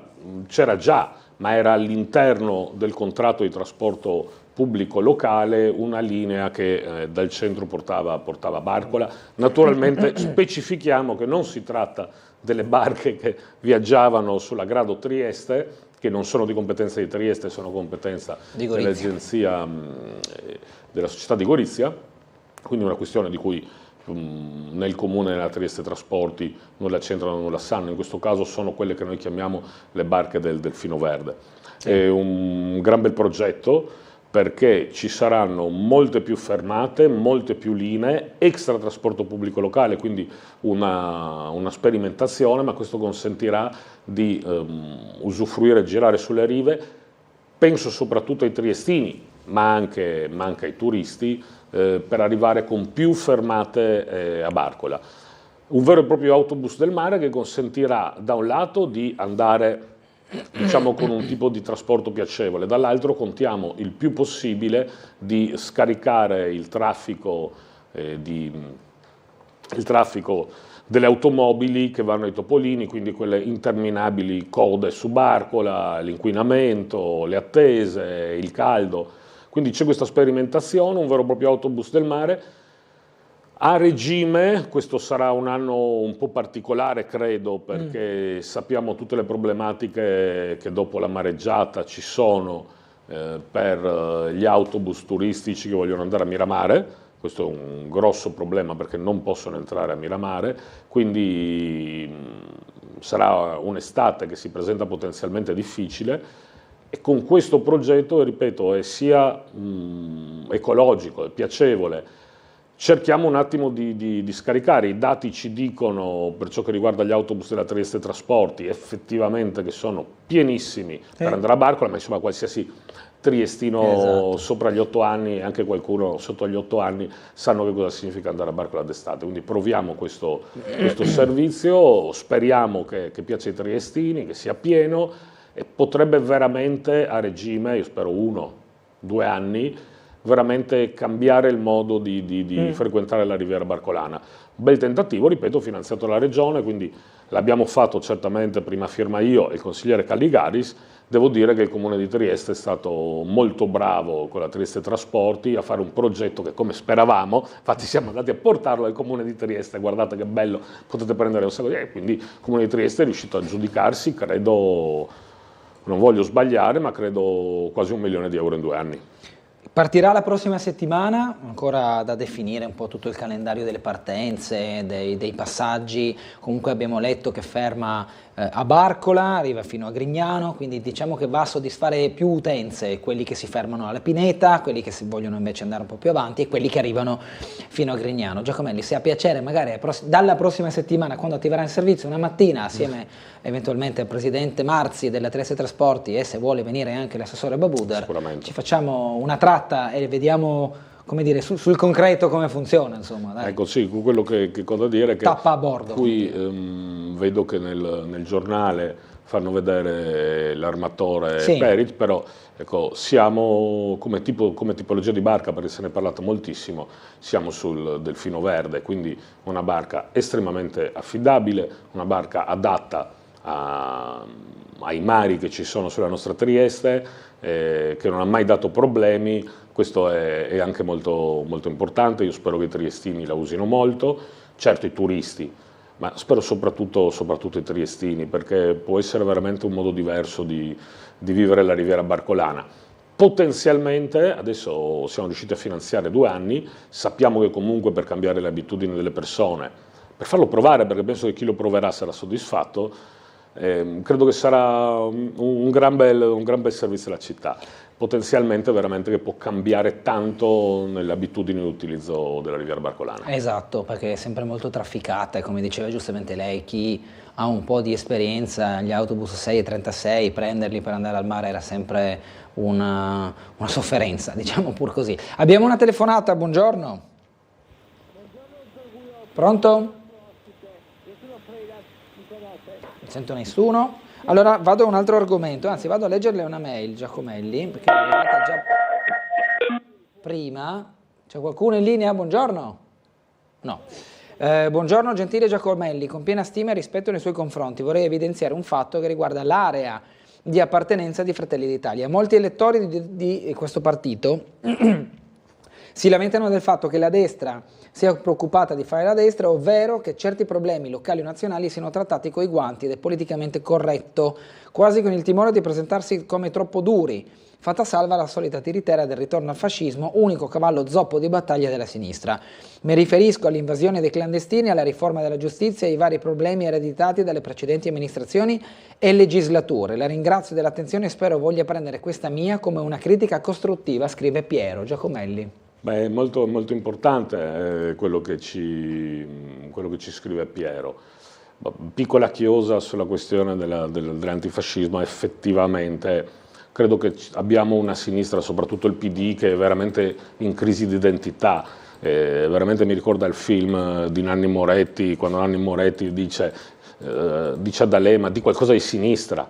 Credo che il PD abbia perso qualsiasi cosa di una tradizione comunque degna della sinistra italiana, quindi non parla più diritti degli operai, che infatti secondo i sondaggi votano Fratelli d'Italia, non parla più di diritto alla casa, non parla più di diritto alla maternità, non parla più di diritto alla conciliazione casa-lavoro. Diciamo di sinistra, per riuscire a dire qualcosa di sinistra deve rispolverare le vicende della seconda guerra mondiale dello scorso secolo, però veramente, anche perché sono talmente divisi tra loro che se non riescono a trovare un collante, certo che è un fenomeno molto strano l'antifascismo, perché più ci si allontana dal fascismo più cresce l'antifascismo. Credo che sia un fenomeno unico e tutto italiano, perché non c'è nessun dibattito del genere sulla seconda guerra mondiale nel resto del mondo. A parte questo, la questione dei guanti del politicamente corretto. Noi dobbiamo essere molto franchi con i nostri elettori. È vero che Giorgia Meloni non urla, non sbraita, non lancia slogan. Giorgia Meloni oggi è un capo dello Stato che rappresenta tutto il paese, che sta portando francamente degli ottimi risultati. Quando dicevano che l'Italia sarebbe stata isolata da un punto di vista internazionale, l'Italia non lo è affatto. Abbiamo visto i risultati, abbiamo l'occupazione record, penso, degli ultimi 25 anni, la Borsa di Milano lo scorso anno è stata la miglior borsa di Europa, una serie di risultati molto importanti, ci avevano detto che lo spread ci avrebbe ucciso, lo spread è basso, quindi tutta una serie di risultati molto importanti. Chiaro che in questo momento, soprattutto a livello romano, i toni sono molto istituzionali. Perché? Perché adesso governiamo e dobbiamo parlare con i fatti. In un anno e mezzo nessuno ha la bacchetta magica per riparare a 10 anni consecutivi, salvo la parentesi del governo giallo-verde, di disastri della sinistra. Però ci sono alcuni dati che parlano chiaro. Forse non sbraiteremo, forse non ci comporteremo come se fossimo all'opposizione, forse non lanceremo slogan. Ma io voglio ricordare che, ad esempio, sul tema immigrazione, gli sbarchi dalla Tunisia sono diminuiti del 60%. Voglio ricordare, ad esempio, penso alla nostra Trieste, che negli ultimi 6 mesi contro 6 mesi, non inverno contro estate, questi 6 mesi, anzi a partire da ottobre dello scorso anno, quindi ancora più 8 mesi, confrontati con gli 8 mesi precedenti, sempre ottobre, giugno, gli arrivi dalla rotta balcanica si sono dimezzati. Poi abbiamo un problema. Abbiamo un problema perché dopo 10 anni Trieste e l'Italia sono oggettivamente oltre capienza per il numero di stranieri presenti, migranti o irregolari che siano, perché alcuni sono migranti, altri sono decisamente irregolari. Per cui il fatto che sia arrivato dalla rotta balcanica il 50% in meno, il fatto che l'anno precedente erano stati fermati sul confine 40 persone, mentre negli ultimi 8 mesi sono state respinte fuori dal confine più di 1400 persone, ma soprattutto abbiamo arrestato più di 100 persone, sono i dati che sono stati dati dal Ministero dell'Interno proprio in aula parlamentare, abbiamo arrestato più di 100 persone, soprattutto trafficanti di uomini, i famosi passeur. Io per primo, devo dire, quando ci sono stati i pattugliamenti del nostro confine, alcuni fissi, altri mobili, io per primo mi sono domandato quanto possano funzionare su un confine come quello di Trieste, che è un confine boscoso, amplissimo, difficilissimo da pattugliare. I dati ci dicono che hanno funzionato. Qual è il problema? Il problema è che a Trieste nel frattempo erano arrivate così tante persone, così tanti stranieri, che è molto difficile poi parlare con il signor Piero che scrive la mail e dire guardate, abbiamo dimezzato in un anno e mezzo gli arrivi dalla rotta balcanica. Sì, dice giustamente il signor Piero, ma guardate, tipo la situazione del Silos, che adesso si è risolto grazie al Comune e grazie al governo Meloni, che ha trasferito queste persone da un'altra parte, è chiaro che noi vediamo le nostre piazze, però quello è il risultato di 10 anni di politica di un certo tipo. Fratelli d'Italia ha iniziato nel 2013, il primo partito in assoluto, eravamo piccoli, stavamo al 3%, abbiamo iniziato a parlare di rotta balcanica, di riammissioni, del perché attraversavano la Slovenia, che pure era un paese Schengen, quindi lo sappiamo benissimo, però i risultati ci sono, certo, non ci mettiamo a sbraitare, questo è vero, ma non è che siano toni di politicamente corretto. La verità è che sentiamo fortissima una responsabilità di provare a fare il massimo sugli ultimi 10 anni. Certo, in un anno e mezzo non c'è la bacchetta magica, io mi rendo perfettamente conto che Giorgia Meloni è talmente in gamba, ha preso così tanta fiducia Fratelli d'Italia dagli italiani, che gli italiani vogliono vedere risultati subito il prima possibile, però ripeto, 60% in meno di arrivi dalla Tunisia. Poi abbiamo anche un problema giudiziario, questo dobbiamo dirlo, sappiamo, il governo si forma a ottobre-novembre, sappiamo che Fratelli d'Italia è riuscito a portare una deputata in Parlamento, si tratta di Nicole Matteoni. Tempo neanche un mese, Nicole Matteoni porta qui, ero presente dal sindaco, incontriamo anche l'allora prefetto, il sottosegretario all'interno, Prisco, di Fratelli d'Italia.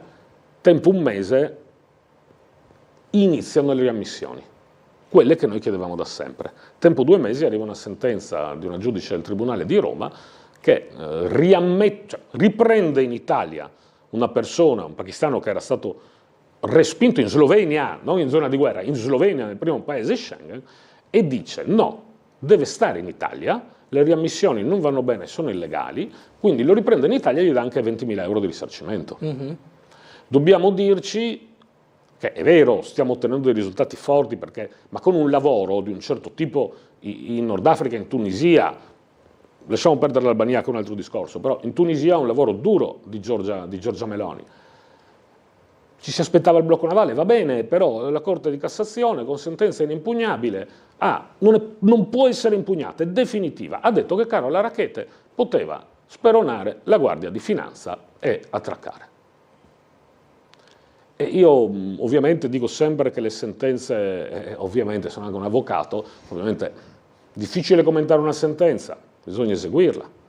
Vogliamo parlare di una sentenza che ha condannato in via definitiva un capitano di nave italiano che aveva riportato dei profughi soccorsi in mare a Tripoli, è stato condannato penalmente perché Tripoli non è un porto sicuro, è stato condannato penalmente per non averli riportati in Italia? E questa sentenza c'è. Quindi non si cambia un intero mondo in un anno e mezzo. Dico però, e non ci bastano, perché Giorgia Meloni per prima ha detto dobbiamo fare ancora di più, dico però che un meno 50% sulla rotta balcanica, un meno 60% sulla rotta mediterranea dalla Tunisia non li aveva ancora portati nessuno. Trieste abbiamo un problema di capienza e da questo anche le polemiche che io personalmente ho avuto col Partito Democratico e con l'ICS. Sentiamo una telefonata. Buongiorno. Pronto? Prego. Pronto? Prego. Buongiorno. Pronto? Prego. Buongiorno. Buongiorno. Posso parlare con il consigliere? Sì, ci dica. Pronto? Ma in televisione non vi vedo. Sì, siamo noi, ecco, prego. Consigliere, buongiorno. Buongiorno. Vogliamo parlare un momentino della manutenzione delle strade a San Giovanni. Io prendo in via Pagliarici. Via Pagliarici era una strada carrabile che portava ai fondi dei contadini. Bene, senza sottofondo, senza asfalto. Sono state costruite una serie di palazzine qua vicino che le auto betoniere hanno distrutto la via Pagliarici. Dal numero 1 al numero 60 è distrutta. Allora io le chiedo per cortesia, prenda la macchina sua e faccia la passeggiata con la macchina San Cilino, Pagliarici, Pelagio e Piazzale Gioberti. Le consiglio di mettere in testa un cappello protettivo perché qua camminando con la macchina fa salti e lei corre, il guidatore corre un pericolo di andare a sbattere sul soffitto della macchina. È una battuta, ma era giusto per farle capire in che condizioni è lo strada. Una voi un paio d'anni fa ci avete ascoltato, ma il risultato non è arrivato. Non faccio accolte, però oggi faccio appello al suo quarto d'ora, 20 minuti. Se lei va via dalla televisione, fa il giretto e vedrà come balla bene. Ripeto, casco in testa però. Va bene. Grazie. Grazie. La seguo. Grazie. Beh, manutenzioni stradali sono una costante fra le richieste dei cittadini. Assolutamente, io non ho presente francamente adesso via Pagliarici, non sono più in consiglio comunale, ma sono sicuro che anche questa segnalazione sarà utile. Abbiamo un presidente di circoscrizione San Giovanni, diceva prima il telespettatore, che è molto bravo, che è molto attento, che ascolta molto i cittadini, che è il presidente Paolo Perini. Noi raccogliamo sempre le segnalazioni, voglio ricordarlo, non per fare pubblicità a Fratelli d'Italia Trieste, solo perché è una cosa di cui siamo tanto orgogliosi. Abbiamo il nostro sportello d'aiuto gratuito per italiani in difficoltà, che è anche, molti pensano serva solo a dare aiuto, ma anche uno sportello a cui raccogliamo le segnalazioni.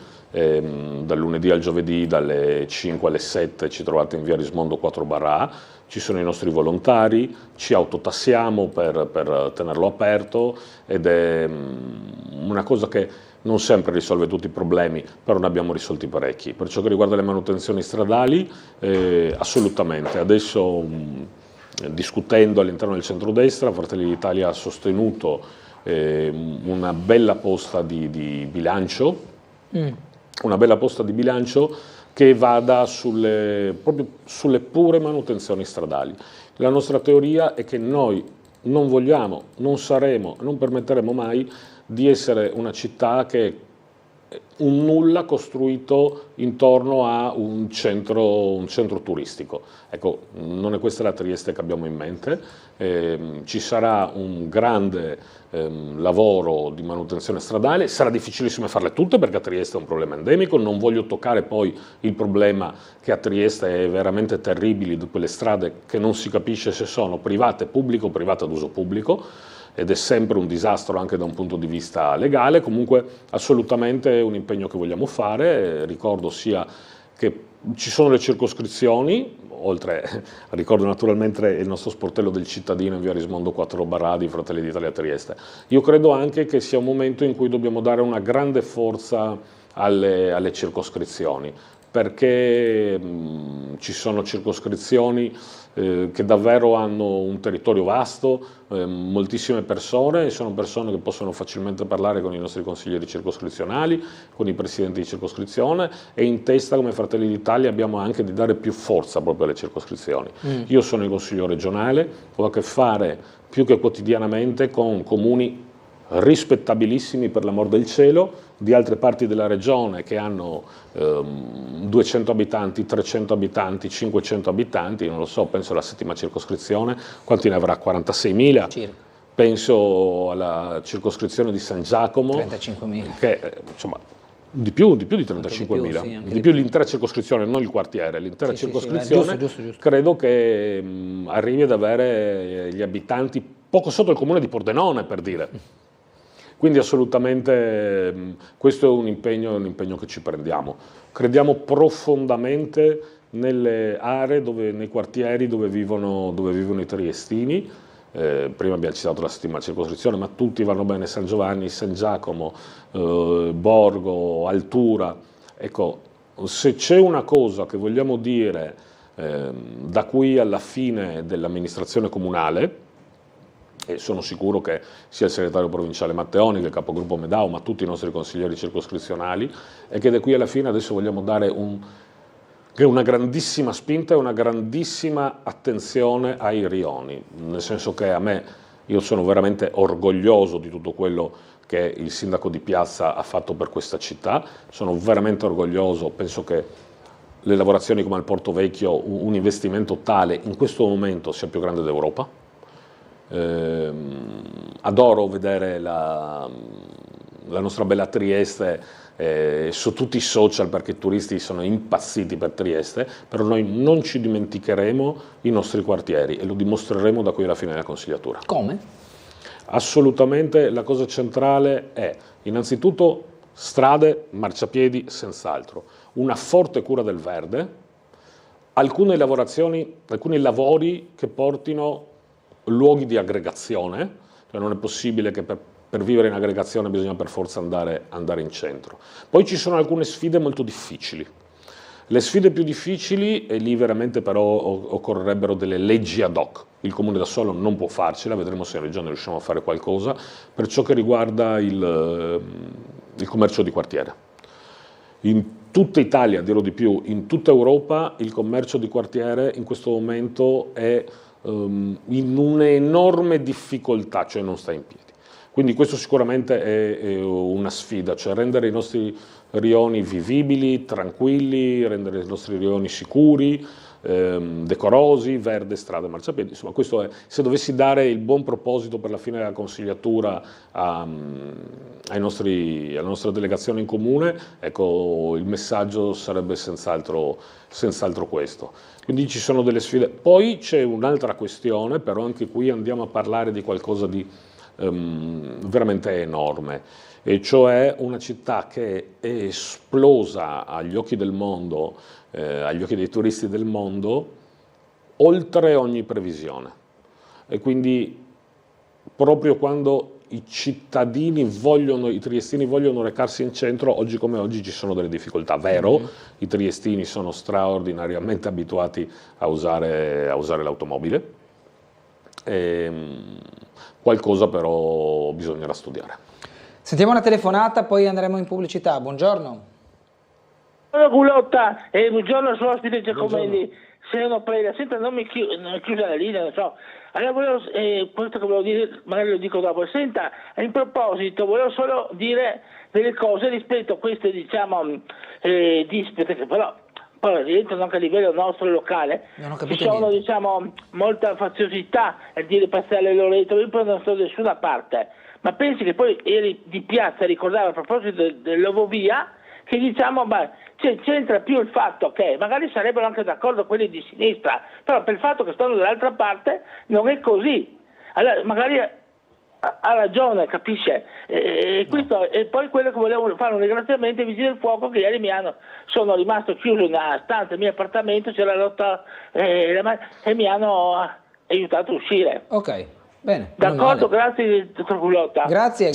Non ho ben capito le domande, ma... Era una considerazione sul fatto che il centro-sinistra dice no a prescindere.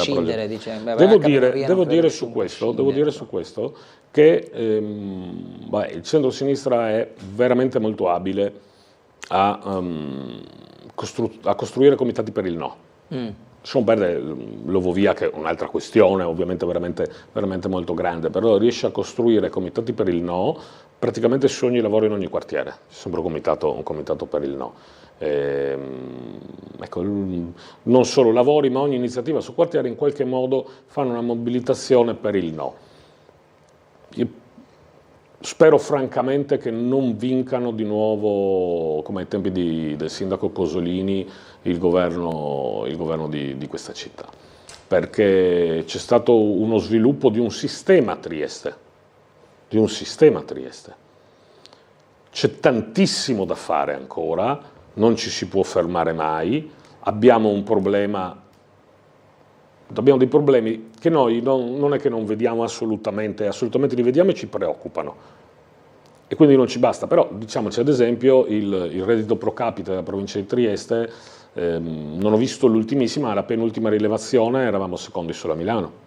È stata chiusa una struttura abbiamo una disoccupazione molto bassa, è stata chiusa una struttura come la Ferriera senza enormi impatti occupazionali, in compenso è stato aperto un istituto come BAT, del turismo abbiamo detto, cioè ci sono una serie di segnali del grande investimento sul Porto Vecchio.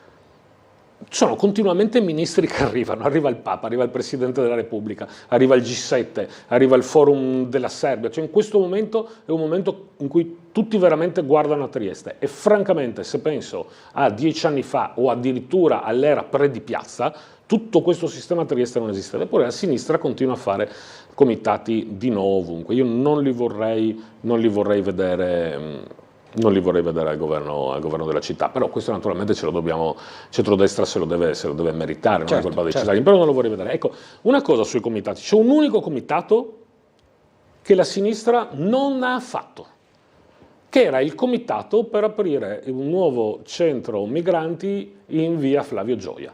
Quel caso ci è mancato poco però. No, quello no, sono andati a Prosecco, non sono andati in giro per via Flavio Gioia, non sono andati in piazza Libertà, non sono andati da chi abita in via Sant'Anastasio, non sono andati da chi abita in via Udine, non sono andati da chi abita nel quartiere prendendo con la raccolta firme. Vorremmo aprire un nuovo centro migranti in via Flavio Gioia. Sei d'accordo? Facciamo un bel comitato per il sì. Ecco, questo comitato cittadino non lo hanno mai fatto ed è strano perché il nuovo centro migranti in via Flavio Gioia è un cavallo di battaglia che ci dobbiamo sorbire tra la sinistra ufficiale, Russo, Cosolini devo dire è stato un po' defilato, Russo, Massolino, Serracchiani, e la sinistra non ufficiale, Schiavone, ICS e simili. Ogni volta dobbiamo aprire in via Flavio Gioia. Ecco, io mi permetto di dare un suggerimento: andate nel quartiere a raccogliere le firme per l'apertura di un nuovo centro migranti. Vediamo se questo comitato avrà successo, perché tutti gli altri comitati sono sempre per il no. Andiamo in pubblicità, siamo alle 8:35 quasi, a tra poco con Sveglia Trieste.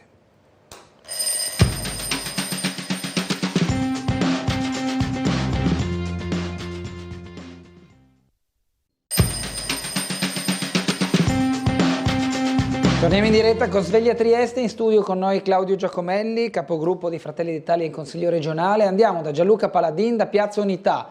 Buongiorno Gianluca, buongiorno anche a Gianluca Valenta che è con te questa mattina. Bentrovati.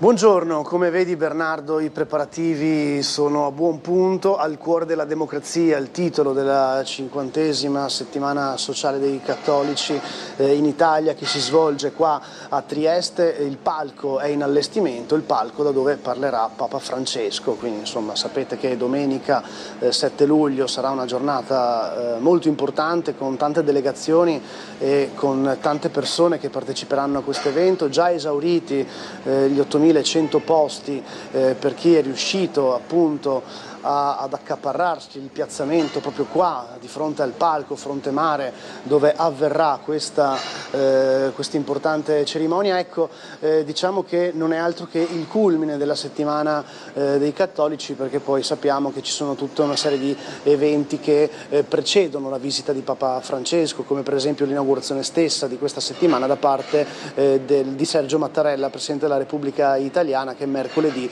sarà qui a Trieste. Ovviamente Tele4 seguirà in diretta questi eventi ed è chiaro che è anche l'occasione per tantissime persone, per esempio, di vedere magari il Papa per la prima volta, e quindi insomma un'occasione anche importante. Guardate, il palco praticamente sarà in questo allestimento e blindatissimo per tutto il G7 Istruzione che di fatto sta iniziando, perché parte stasera a Lignano con la versione Young e poi invece il ministro Valditara insieme alle delegazioni sarà qui a Trieste per verso il weekend, quindi fra pochissimi giorni, già da venerdì e sabato poi pomeriggio culminerà questa visita del G7. Vediamo se riusciamo anche a far vedere internamente un po' il palco con lo sforzo di Gianluca Valenta che si alza giustamente per far mostrare un po' il cantiere in corso. Ecco, un palco che dicevo sarà blindatissimo perché durante il G7 Istruzione comunque sarà ancora in fase di allestimento. Ovviamente c'è predisposto un rinforzo di polizia e carabinieri, guardia di finanza per gestire tutta questa situazione dal punto di vista dell'ordine e della sicurezza pubblica. Una piazza che di fatto si prepara, occhio ai divieti, lo dicevamo anche prima, i divieti di transito e di sosta in questo contesto, perché c'è il rischio rimozione delle auto se vengono lasciate in certe zone limitrofe qui, e ricordiamo che le rive verranno parzialmente bloccate per questi eventi, poi soprattutto la giornata in cui ci sarà il Papa, insomma la città sarà davvero blindatissima. Anticipo, Bernardo, che però proprio contro il G7 istruzione ci sarà una protesta oggi in Piazza Unità. Qui dobbiamo capire anche dove in realtà, perché credo 11, che no? O davanti alla prefettura oppure sotto il municipio ci sarà questa protesta di alcuni comitati che si riuniscono per parlare contro il G7 istruzione, contro le politiche che vengono attuate. Quindi insomma attraverso Tele4 vedremo anche questa situazione e faremo il punto proprio su questa protesta, quindi ovviamente seguiteci. Io ti ripasso la linea, fra poco dovrei incontrarmi col sindaco di piazza qui in ufficio, quindi magari ci potremo ricollegare con lui, ma adesso vedo, Bernardo, se fra qualche minuto riesco a darti un altro contributo. Non ti anticipo nulla perché devo vedere se riesco a farlo, quindi insomma ti lascio a commentare se vuoi quanto detto e per il momento ti restituisco la linea. Allora, grazie a Gianluca Paladini. In realtà più che commentare vado veloce perché abbiamo tante mail, tanti argomenti con Giacomelli e una telefonata. Papa, adesso Paladini è il Papa. Il Papa, esatto. Buongiorno a chi è in linea. Buongiorno Gulotta, sono Diego. Prego Diego, buongiorno. Ma intanto volevo correggere così il vostro ospite per un simpatico refuso e bonario refuso di qualche minuto fa. Non mi risulta che Giorgia Meloni sia attualmente ancora capo dello Stato, ecco, credo sia primo ministro o meglio Presidente del Consiglio. Detto questo, a Giacomelli volevo chiedere invece il suo parere su quello che può essere una fibrillazione all'interno del Consiglio Comunale. A che cosa mi riferisco? Mi riferisco alle dichiarazioni di qualche giorno fa di Marcello Medau che, riferendosi all'ex assessore Brandi, auspicava che venga buttata fuori dal suo partito, che tra l'altro non è neanche di Fratelli d'Italia ma credo di Forza Italia. Sì. Detto questo, volevo chiedere, appunto, secondo Giacomelli, qual è lo stato di salute, per quello ovviamente che può conoscere lui, del Consiglio Comunale, lo stato di salute del nostro sindaco, e se crede che ci possano essere a breve delle fuoriuscite nel gruppo misto, ecco, perché credo che qualche fibrillazione appunto all'interno del Consiglio Comunale sia agli occhi di tutti. Con questo vi ringrazio e vi auguro una buona giornata. Grazie Diego. Così si apre, diciamo, un capitolo relativo a quelli che sono un po' le discussioni interne a seguito di quella delibera sull'asilo di Roiano. Giacomelli, prego. Allora, sul simpatico refuso io non lo so se ho detto capo dello Stato, capo del governo. Io devo sicuramente essere, non me ne sono accorto. Non credo di essere il più grande politico del mondo, ma credo di saper distinguere Meloni e Mattarella. Tuttavia, se c'è stato naturalmente peccato, refuso per refuso, vorrei correggere anch'io un refuso di Diego che ci ha chiamato. Marcello Medau non ha mai auspicato, non ha mai detto che Angela Brandi va buttata fuori, ha detto qualcosa di molto diverso. Ha detto: se capitasse in un partito di cui io fossi capo la butterei fuori. Che cosa ben diversa da dire buttatela fuori. Cioè, nel mio partito io la butterei fuori. Forza Italia ovviamente non è assolutamente il partito di Medau e nemmeno il mio. La motivazione non è stata il voto contrario. Io ho fatto tanti anni di consiglio comunale e francamente può succedere che ci siano delle delibere nelle quali, rispetto a 25 voti, 24 consiglieri più il sindaco, ci siano dei momenti su cui alcuni consiglieri non sono d'accordo. Credo che la politica, il centrodestra, i partiti Fratelli d'Italia compresi, non possano essere una caserma. D'altro canto non possono nemmeno essere un'osteria. Quindi si fa una sintesi, si dice, quindi non è stato per il voto contrario di Angela Brandi, per l'amor del cielo. Quello che ha sicuramente impressionato il nostro capogruppo Medau, ma un po' noi tutti, sono state alcune frasi che semplicemente non corrispondono a verità. allora finché determinate bugie le dice il consigliere Russo, vabbè, è il gioco dell'opposizione, il gioco della politica, dov'è il confine tra verità e non verità. Se lo dice un consigliere di maggioranza, qualcosa che non è vero, certo fa rumore. A che cosa mi riferisco? Mi riferisco alla dichiarazione che la questione del nido di Roiano apre le porte all'intenzione di esternalizzare il servizio. Non c'è niente del genere. Il comune ha 18 nidi comunali, nessuno vuole esternalizzare niente di quei, nemmeno una matita di quei 18 nidi comunali. Lo ha detto l'assessore, vabbè, però l'assessore forse, lo ha detto un altro assessore, quello del personale, però 2 assessori forse. Sono usciti un comunicato congiunto, perché a furia del PD che ripete questo mantra, sono usciti i 4 segretari provinciali dei partiti del centro-destra a dire no, guardate, non esternalizziamo neanche una matita dei 18 nidi comunali, né oggi né in futuro. Le maestre saranno sempre maestre comunali. Dirò di più, non so se è universalmente noto, ma mi risulta che addirittura l'assessore De Blasio abbia portato un cosiddetto verde, cioè una generalità di giunta, perché era necessario in questa fase, sono quelle cose che in cui dice: visto che ogni anno bisogna fare le conte tra le maestre dei nidi comunali o delle strutture educative comunali, che detto per inciso hanno tutto il nostro rispetto per il servizio che fanno, lo abbiamo sempre detto, non lo diciamo oggi, lo diciamo dal 2016 almeno, è proprio l'atto di giunta che dice: qualora ci siano pensionamenti, cambi pensione, eccetera, eccetera, eccetera, eccetera, si procederà sempre ad assunzione di personale comunale. Ecco, quindi l'unica cosa che, finché lo dice il PD, ormai al PD nessuno chiede più di dire la verità, non lo chiediamo neanche noi, sarebbe chiedere troppo.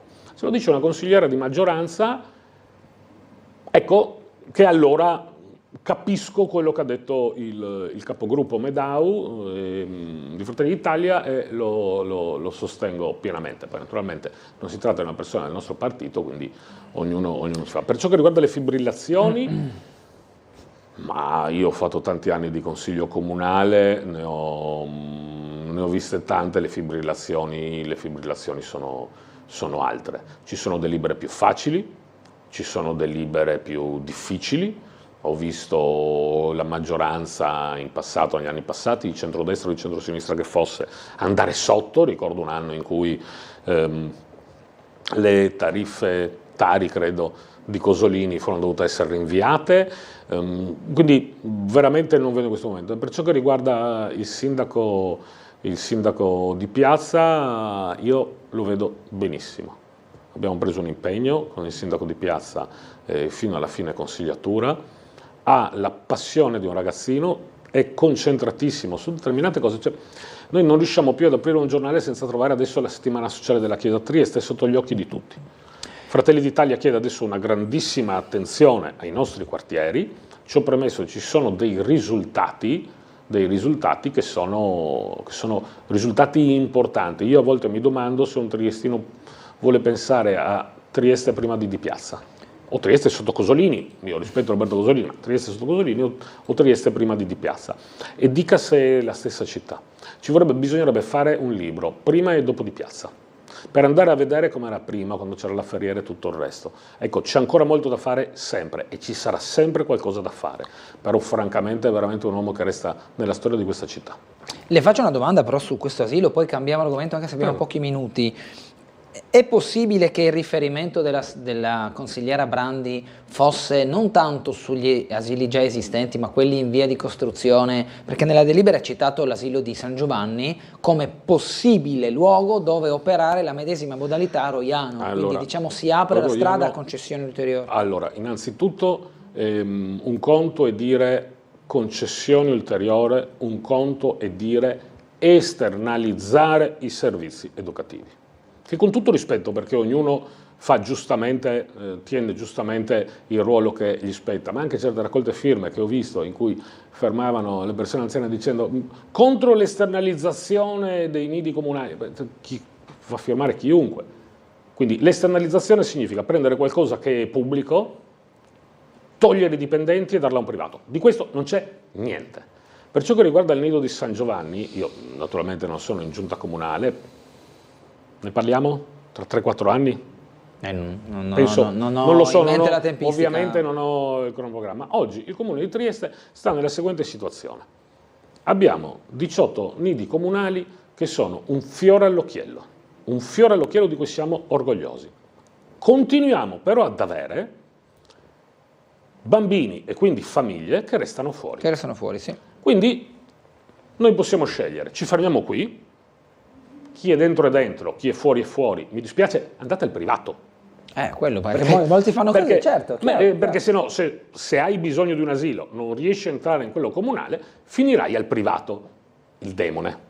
Vabbè, ma finirai al privato. Oggi mandiamo una serie di famiglie. Ma i demoni per i costi, insomma, non per la... Certo, nessuno mette in dubbio la qualità dell'uno o dell'altro. Ora, che cosa abbiamo? Abbiamo una situazione finanziaria, così riferisce l'assessore al bilancio per esperti della Lega. Abbiamo una situazione finanziaria nella quale possiamo fare spese di investimento, perché il bilancio pubblico è diviso tra le spese di investimento e le spese di funzionamento, diviso in due, parte corrente e conto capitale. Abbiamo nel conto capitale la possibilità di costruire immobili con destinazione asilo. In questo momento, questo è spese di investimento. La seconda parte, il gemello di un bilancio pubblico, sono le spese di funzionamento, in cui ricadono le assunzioni. Tra l'altro ci sono normative che dicono che più di tot non si può assumere, sono spazi assunzionali. Sì, percentuali. In questa fase, oggi, quindi non quando aprirà San Giovanni, quando aprirà che cosa ne so io, in questa fase, oggi, non possiamo assumere nuovo personale di maestre. Oggi. Infatti lo inseriremo però nel momento in cui ci sono le turnazioni. Quindi non viene esternalizzato nulla. Il comune, francamente, si poteva evitare tantissime polemiche, non apriva niente, chi è dentro, chi è fuori è fuori. Ha provato ad agire per accorciare le liste le liste di chi resta fuori dagli asili. E se possiamo costruire, oppure non abbiamo, si è stata fatta questa sperimentazione, cioè non esternalizzo niente, però aggiungo posti in questo modo, costruisco un immobile, lo do in gestione. 66 posti, di cui 33 comunali. L'alternativa non c'era. C'era forse, nel senso io non sono l'assessore al bilancio, c'era forse, però significava che non si assumeva più nient'altro in Comune di Trieste. E francamente, quante volte sentiamo c'è bisogno di mettere a posto le strade, abbiamo bisogno di geometri contabili amministrativi, se no... Ora, questo è un servizio sperimentale. Domani ci aprono gli spazi assunzionali, siamo tutti contentissimi. Abbiamo una telefonata, buongiorno. Sì, buongiorno. Sentendo le parole del consigliere, veramente sì, lascia da pensare, no? Perché è una città che cresce, però non cresce a livello amministrativo e quindi c'è qualche buco che devono soluzionare adesso che sono al governo e che sono stati al governo tanti anni qua in comune, no? E quindi devono soluzionarlo questo, perché i ragazzi di qua di Trieste vanno via. La mia figlia all'estero, mio figlio all'estero, perché qua hanno studiato però non trovano niente e quindi c'è qualcosa che non funziona qua a Trieste, il lavoro che non c'è, i ragazzi vanno via e lì trovano migliore sistemazione, migliori stipendi che qua in Italia non ci sono. Mia figlia guadagna molto di più che mio marito. Quindi il mio marito è un professionista, è un professionale, quindi mi dica perché questa differenza. Poi la qualità di vita, i ragazzi dicono che la trovano meglio di qua, hanno il divertimento, hanno miglior la parte ambientale, hanno le biciclette, hanno tutto. Qua a Trieste non abbiamo niente. Approfitto a dire una cosa, questi 10 giorni che abbiamo il caos a Trieste, perché non mettete i bus gratis? Così lasciamo le macchine a casa e tutta la gente, chiudete il centro delle città con le macchine. tutte le macchine, i motorini, bus gratis per tutti, più quantità di bus. Approfittate questi 10 giorni del caos di Trieste. Grazie, buongiorno. Grazie signora, io mi rifaccio sempre a stare attenti di chi sono le competenze, perché mettere l'autobus gratis non è una competenza del comune di Trieste. È come se io vado a casa di Giacomelli e dico sistema il tetto è del condominio, non è di Giacomelli. Bisogna sempre stare attenti alle competenze. Poi ogni richiesta è giusta ed è legittima ed ha una sua nobiltà, però a richiesta interlocutore corretto. Giacomelli. Ci sono due questioni, anzi 3 questioni che solleva la telespettatrice e sono tutte e 3 molto interessanti. La prima, i giovani se ne vanno, eppure noi governiamo da tanto questo comune. Allora, i giovani non è che se ne vanno da Trieste, i giovani se ne vanno dall'Italia. Il motivo principale è quello che ha detto proprio la telespettatrice, e cioè poco lavoro, paghe basse. Non può essere il sindaco di piazza a cambiare i contratti nazionali di lavoro. Nell'ambito di questo però, che è una tendenza che in Italia vediamo da 15-20 anni. Anche qui voglio dire, Trieste è una delle poche città in cui arrivano più persone di quelle che se ne vanno. E questo già dice come è una città che economicamente sta crescendo. I dati sulla disoccupazione sono molto bassi rispetto alla media italiana, ma devo dire siamo concorrenziali quasi a livello europeo. Quindi sicuramente un problema nazionale assoluto, perché le paghe sono più alte. Devo dire anche qua, quindi non mi riferisco tanto al governo in comune, penso al governo nazionale, anche qua in 1 anno e mezzo con la bacchetta magica non ce l'ha nessuno, non ce l'ha nemmeno Giorgia Meloni. Devo dire che in questo momento è aumentata sia l'occupazione che l'occupazione femminile, quindi abbiamo dei trend positivi. Abbiamo risolto tutto? No, ma i trend sono positivi. Poi una seconda questione, i giovani non si trovano bene a Trieste, questo io la sento da una vita. Trieste ha una composizione demografica molto particolare, sappiamo che è anche una città molto anziana.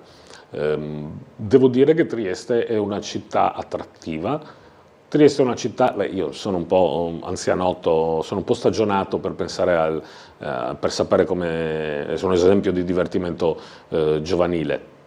Sicuramente si può fare qualche cosa di più, sicuramente si può pensare qualcosa di più, ma devo dire che in questo momento credo che il problema di Trieste non sia quella di essere il luogo della movida. Non è il luogo della movida, ma francamente non è nemmeno un mortorio.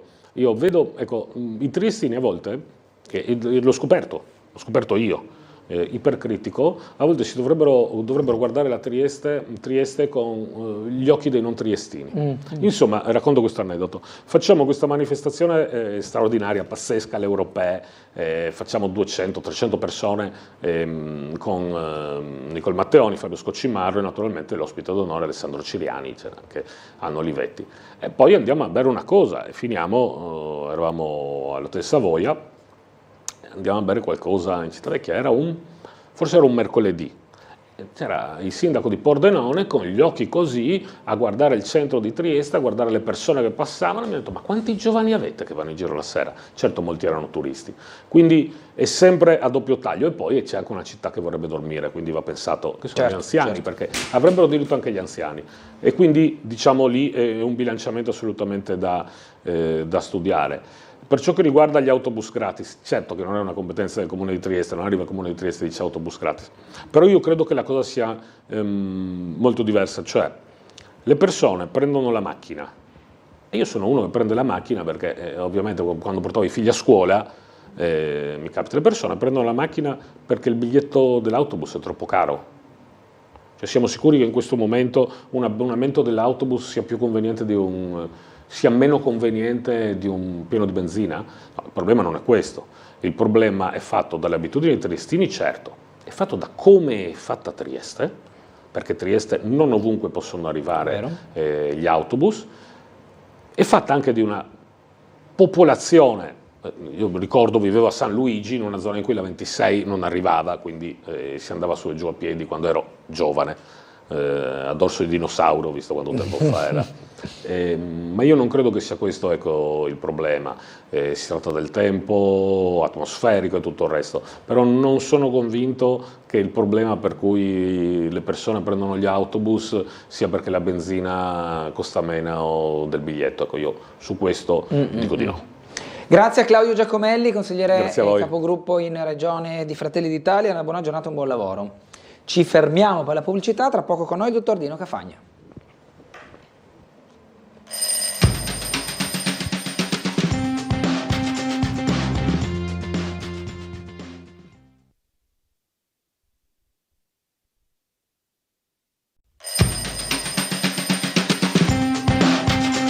Ben ritrovati in diretta con Sveglia Trieste in compagnia del dottor Dino Cafagna, esperto di storia e cultura triestina.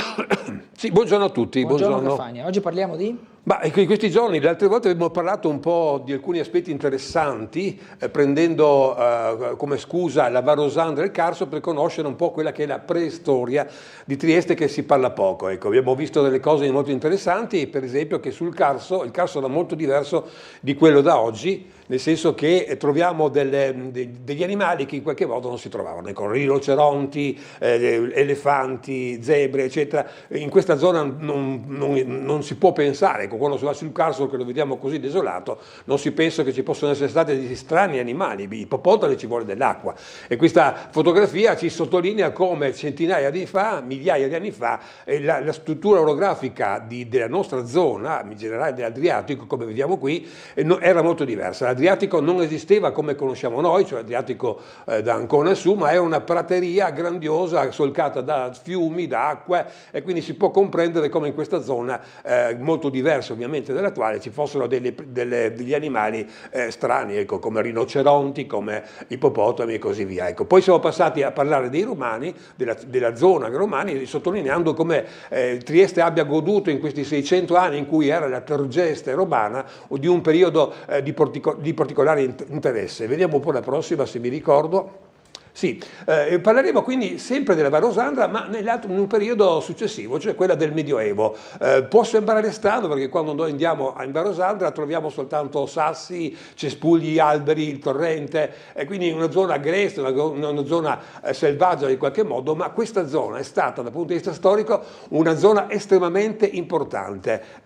Ci sono stati dei grandi traffici economici, ci sono state grandi battaglie, lotte militari, castelli, torri e così via, che hanno fatto una storia molto complessa e molto lunga. Questa zona, a differenza di quello che oggi, era una zona estremamente frequentata, soprattutto dal punto di vista economico, soprattutto dal punto di vista militare, in quanto vedremo ci saranno state delle lotte tra triestini e veneziani. Ecco. Ma perché?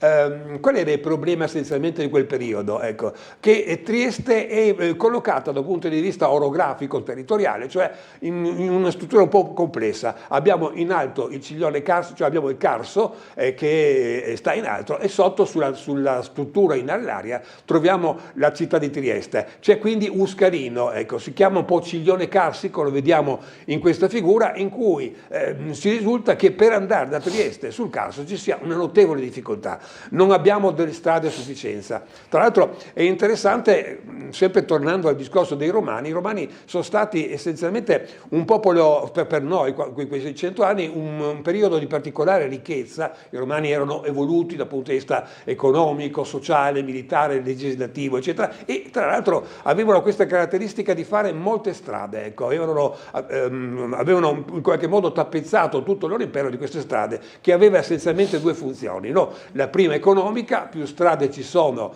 più ovviamente economia gira, e soprattutto anche militare, perché i militari, i legionari, magari a tappe forzate, arrivavano velocemente in un posto dove c'era una ribellione, dove c'era una guerra, eccetera. Ecco, queste strade sono rimaste anche nel Medioevo, perché per quanto riguarda il nostro territorio, ecco, sotto Roma noi eravamo 12.000, poi con l'avvento dei barbari, come abbiamo descritto l'altra volta, abbiamo una data ben precisa quando Trieste è stata distrutta e incendiata, 568, qui arrivano i Longobardi, barbari che distruggono tutto con notevole odio verso i romani in qualche modo, ecco, e la Trieste poi viene abbandonata. Chi chi torna ovviamente non troverà più un porto, non troverà più un'economia, non troverà niente, e quindi saranno poche migliaia triestini che nel Medioevo diremo così, popoleranno questa zona. E un dato così interessante, anche per spiegare poi il motivo, è che qualcosa come per 1000 anni, cioè dall'avvento dei Longobardi 568 all'inizio del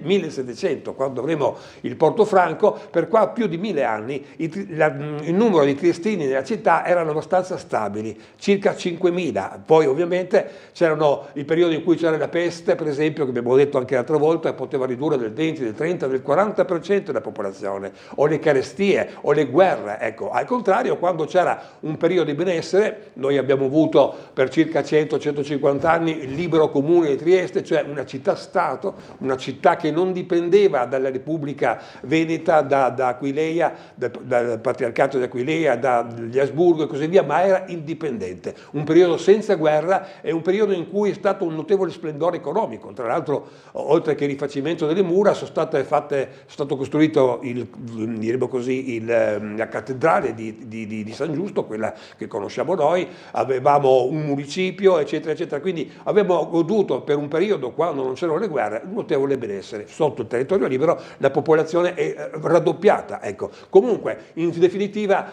attorno a questi 5.000, 6.000, eccetera, ci sono sempre state delle minime variazioni, ma la popolazione è rimasta così. Questo cosa ci dice? Ci dice che le strade romane sono rimaste uguali anche per tutto il Medioevo. Non ha significato spendere dei soldi, del tempo per costruire delle strade nuove per 5.000 abitanti come quelle di Trieste. E quindi le strade per raggiungere da Trieste il Carso, la Carniola, che sarebbe l'attuale i territori così sloveni, non c'erano molte strade. Abbiamo citato qualche volta, parlando di Roma, della via Gemina, una sorta di autostrada che andava da Aquileia a Trieste, ma soprattutto a Pola, a Fiume, a Lubiana, e poi altre piccole strade come la strada del Monte Spaccato e soprattutto la Varosandra. Perché la Varosandra? Quando andiamo in gita vediamo subito che noi da Bagnoli possiamo tranquillamente, seguendo una sorta di murattiera, arrivare a Botazzo e poi arrivare sul Carso. Quindi questa zona che ha questa strada così un po' una murattiera che porta è stata molto molto frequentata. In verità non c'era solo quella strada che noi facciamo quando andiamo in Varosandra, ma ce n'erano altre. Si preferivano queste strade, innanzitutto diciamo perché la Varosanda era così importante. Ecco.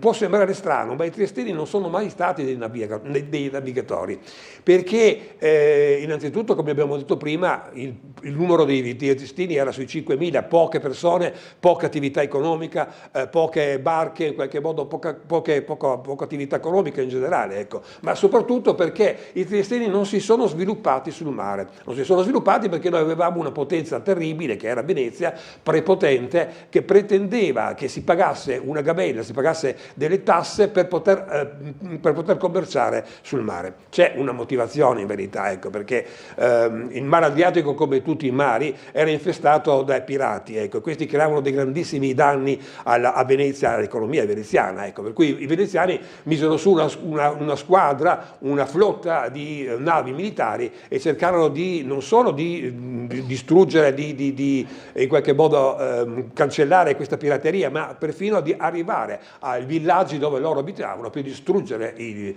villaggi dei pirati e quindi permettere di liberare tutto l'Adriatico della pirateria, che però doveva essere mantenuta, nel senso che tu non solo distruggi, ma poi devi comunque mantenere una flotta per controllare l'Adriatico, che resti sempre libero da pirateria. Questo aveva un costo e i Veneti, la Repubblica Veneta lo faceva pagare a tutte le città che si affacciavano sull'Adriatico e che volevano commerciare. È chiaro che il triestino, che era già povero per conto suo, dovendo per esempio vendere il suo sale, ecco, con la tassa il suo guadagno si riduceva poco, e quindi i triestini non si sono mai sviluppati tanto sul mare, ma si sono sviluppati prevalentemente sul retroterra. Chiaro. Dobbiamo dare pubblicità, Cafagna, ci rivediamo tra pochissimo però. Vediamo la prossima.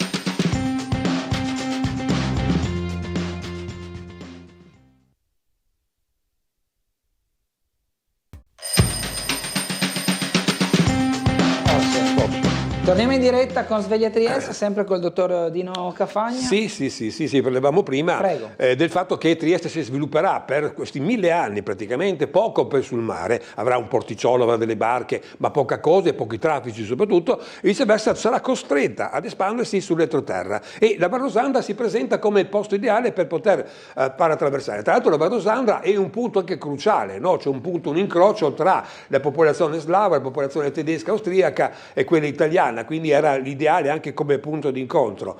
Il Ciglione Carsico comunque ha una sua importanza, nel senso che è difficile da attraversare, e la Varosandra al contrario è importante.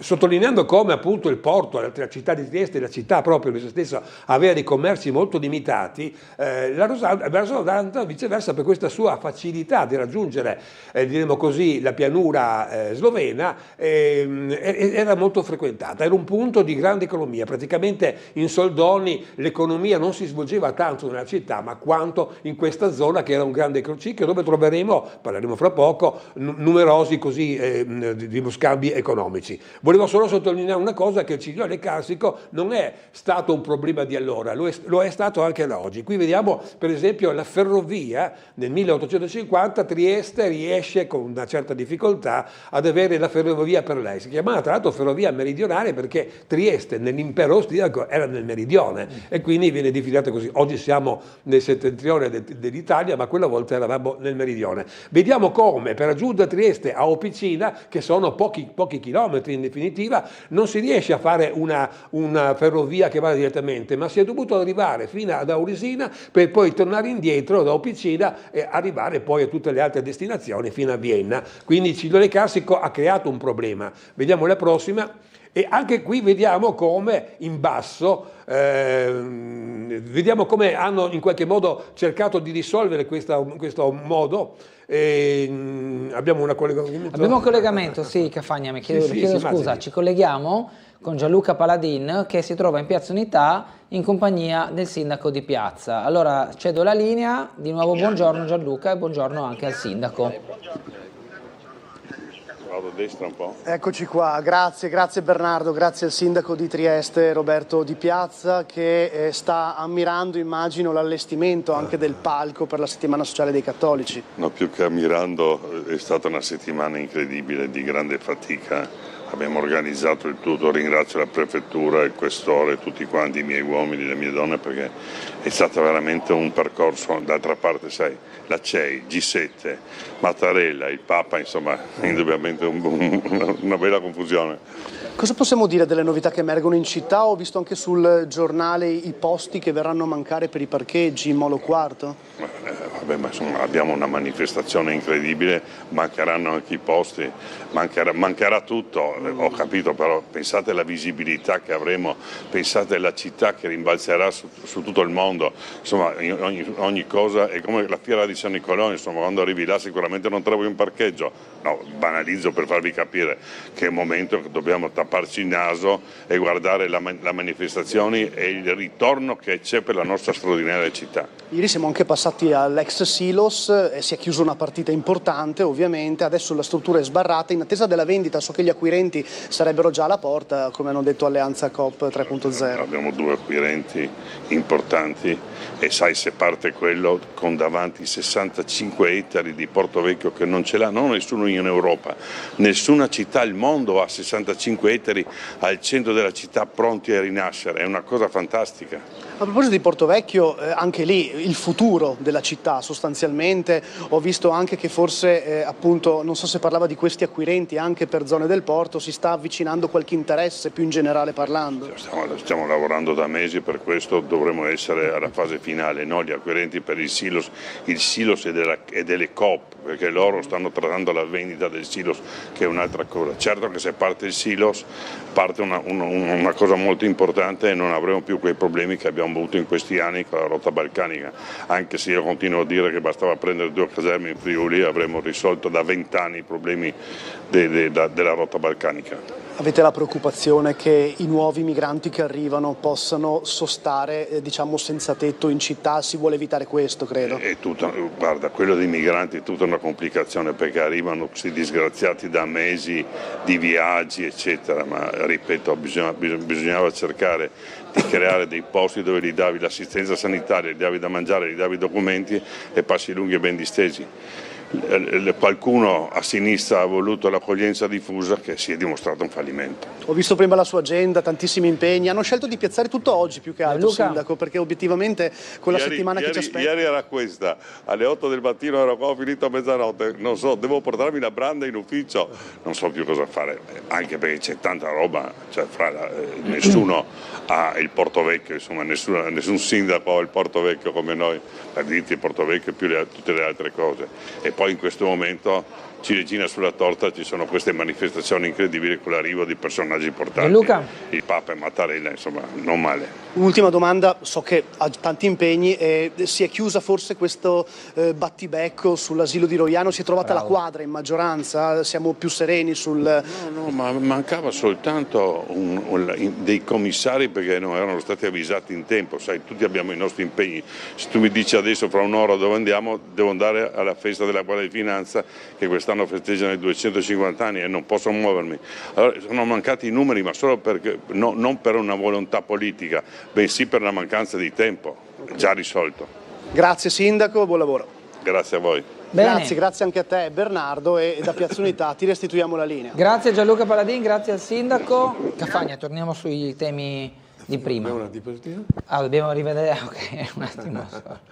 Sì, no, volevo citare come per fare la ferrovia abbiamo fatto un giro enorme passando per Auresina per arrivare a Opicina in qualche modo. E per risolvere questo problema cosa si è fatto? Un'altra ferrovia che si chiama Ferrovia Trieste-Erpelle, oppure come vediamo in basso, ecco, che passa per la Varosandra. Ecco, abbiamo avuto questa ferrovia che ha accorciato, come facevano nel Medioevo i nostri personaggi dell'economia. Ecco, vediamo un po' la prossima, se mi ricordo. Sì, è una cosa interessante il fatto che i triestini non lo sanno, ma il triestino inteso come una lingua collegata al Veneto non è una cosa vecchia, ma è abbastanza recente, grosso modo da 200 anni. Prima questo avere un rapporto con l'entroterra faceva sì che noi abbiamo avuto per un lungo periodo una lingua ladina collegata, cioè quella del friuleggiante in qualche modo, come vediamo qui. Ecco, ci sono molte parole, questa lingua è scomparsa. Perché è scomparsa? Perché fino al 1700 i triestini erano circa 5-6 mila, poi nel giro di poco tempo si sono esplosa l'aspetto demografico della città, la città è esplosa e quindi da 5.000 siamo passati, c'è un censimento del 1910 che parla di 250.000 persone, ciò significa che quel piccolo sparuto numero di triestini in qualche modo si è diluito, è scomparso e sono arrivati questi personaggi da tante parti del Mediterraneo, come sappiamo, no? Greci, francesi, inglesi, di tutte le parti, anche dall'Italia, perché una volta eravamo sotto l'Austria, ecco. Però alcune parole sono rimaste, ecco. Il linguaggio ladino in qualche modo è scomparso perché abbiamo avuto appunto questa crescita enorme, ecco. I nuovi arrivati, tra l'altro, perché questo? Ecco, perché nel 1917 nasce Portofranco, finalmente il Trieste sposta il suo baricentro economico sul porto, che diventa importantissimo, quindi quelle due attività economiche che si svolgevano in Varosandra erano poca cosa in confronto a questa grande attività economica, e quindi Trieste si di nuovo sposta il baricentro verso il mare, e quindi le navi, i grandi così commerci molto più grandi di prima, ecco, e si usa la lingua che si usava allora nel Mediterraneo, che era il Veneto, e quindi il Veneto che potremmo paragonarlo all'inglese di oggi, ecco, se vogliamo girare nel mondo, se non sai l'inglese è difficile, soprattutto dal punto di vista economico, e quindi i triestini si abituano ovviamente, ma soprattutto anche i nuovi arrivati utilizzano il veneziano che diventerà poi la lingua, il dialetto, ripeto, che usiamo noi in qualche modo, ecco. E quindi questo linguaggio ladino è scomparso letteralmente, ma non del tutto, perché qualche parola, come vediamo in questo caso, c'è rimasta, ecco, la parola mandrioli, il ploch per esempio, il poctanghera, il patoc, eccetera, ma soprattutto guardiamo sotto numerosi numerosi distretti, numerosi rioni periferici hanno mantenuto, se vogliamo, un'etimologia latina. Ecco, qua vi potete sbizzarrire, ricorderei, non so, Chiarbola, Giarizzole, Montebello stesso, il Val di Ribo, Sette Fontane, Rozzol, Zaule, ecco, Zaule si chiamava Ciaulis, Rozzol, Ruzzol, eccetera. Quindi questi nomi sono nomi latini che sono rimasti su. Ma perché sono rimasti? Perché la città ha cominciato ad esplodere sulle rive e quindi ha cancellato qualsiasi toponimo latino all'interno della città, e in periferia, dove arriverà molto tardi, questi nomi sono riusciti a sopravvivere, e quindi questi nomi di origine friulana in qualche modo sono rimasti. Ecco, sono numerosi e sono soprattutto dei toponomastici periferici della città. Vediamo un po' la prossima. Beh, allora parliamo un po' del Medioevo. La interrompo perché siamo in pubblicità, così apriamo il capitolo della nuova foto tra poco. Certo. Brevissima pausa, ci vediamo tra qualche minuto. Altre interruzioni? No.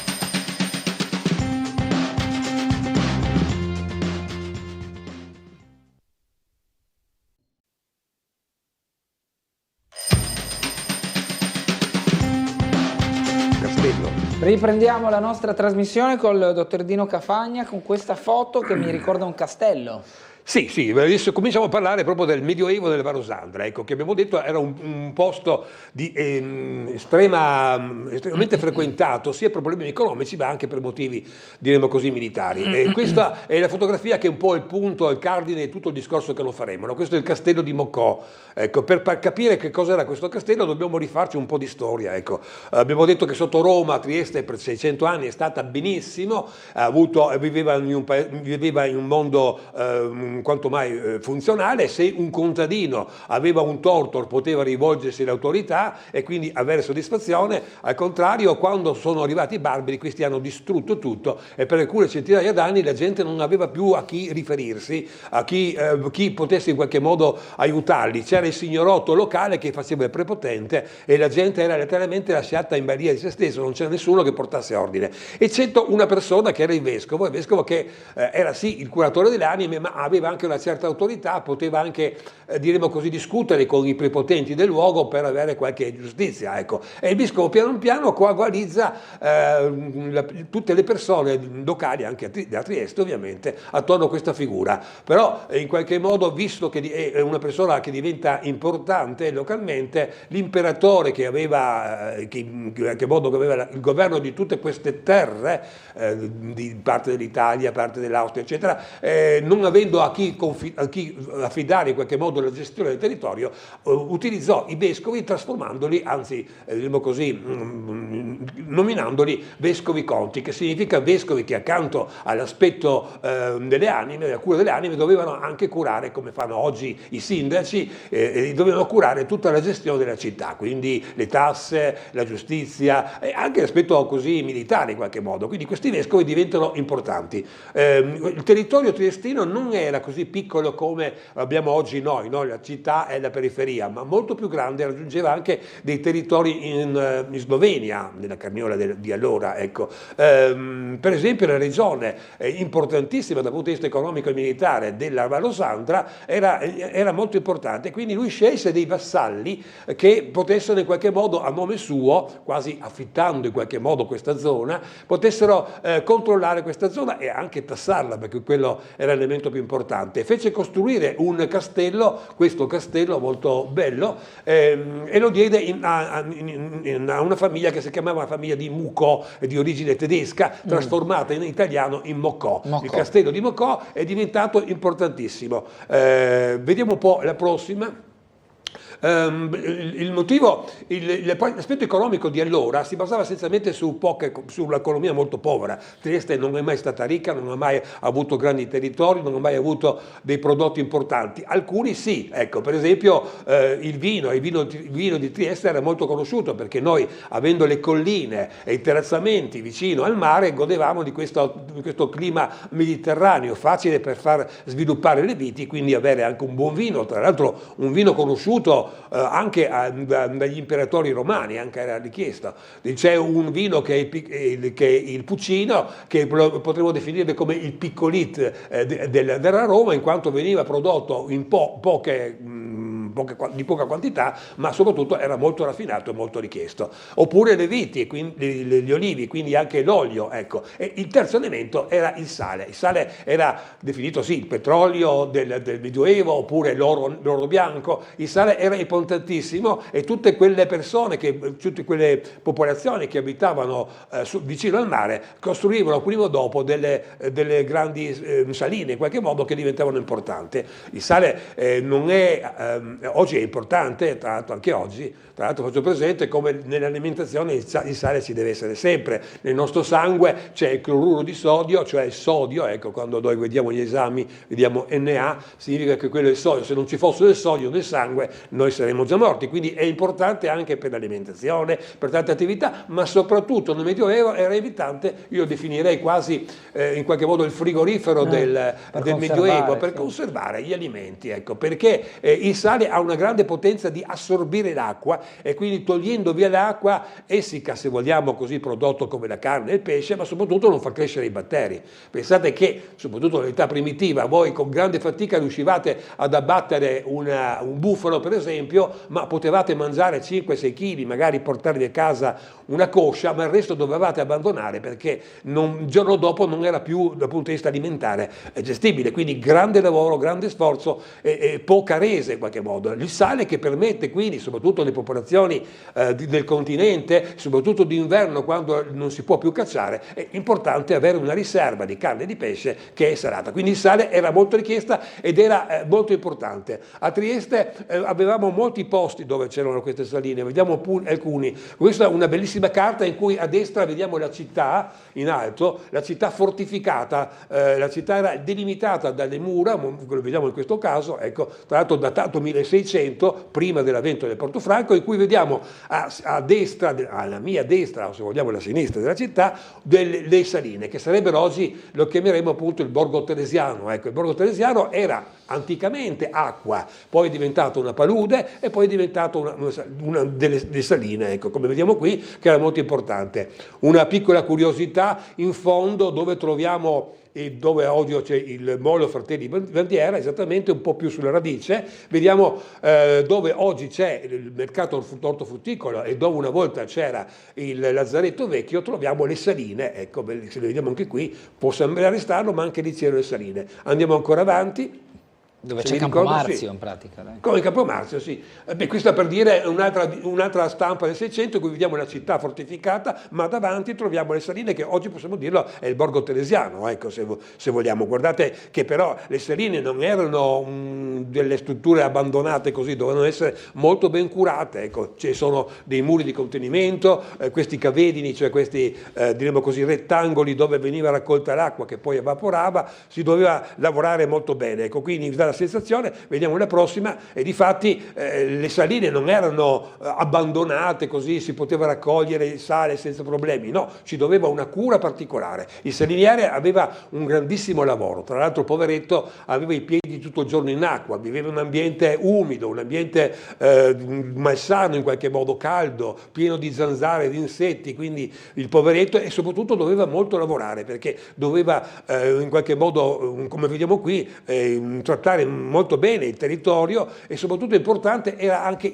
la pavimentazione, cioè non doveva esserci del fango. La pavimentazione di questi cavedi, di questi rettangoli, in qualche modo doveva essere particolarmente liscia, dura, perché quando poi si toglieva il sale, se non c'era questa divisione netta, il sale diventava fangoso, non gestibile, ecco. Quindi un lavoro enorme, poi c'erano anche delle disgrazie, ecco, questi poveri lavoratori, perché bastava un temporale, una pioggia intensa, un'inondazione rovinava tutto in qualche modo, e soprattutto le guerre, ecco.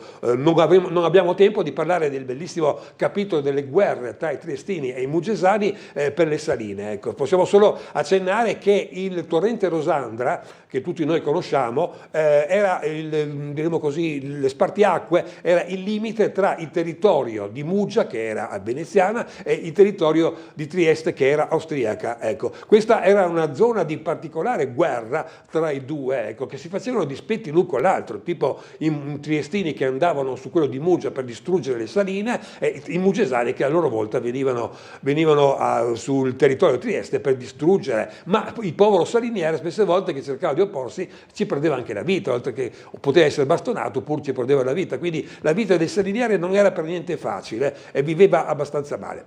Una curiosità che citerei così a fare, faccio presente che il Rosandra una volta non usciva come oggi, se voi sapete come arriva al mare, arriva con una sola, con un solo torrente, ecco, ma una volta finiva a delta, ecco, cioè con più derivazioni. Ecco. I triestini per recuperare un terreno nuovo in qualche modo andavano a ostruire una di queste branche e in qualche modo quindi aumentavano il terreno triestino da dedicare alle saline. Ecco, quindi c'era questa guerra. Ovviamente il mugesano non era così stupido, a sua volta ripristinava tutto o faceva anche lui un modo. Ecco, c'era questa lotta continua per avere più terreni a scapito dell'altro e tante altre cose, tante guerre da farsi. Vediamo la prossima.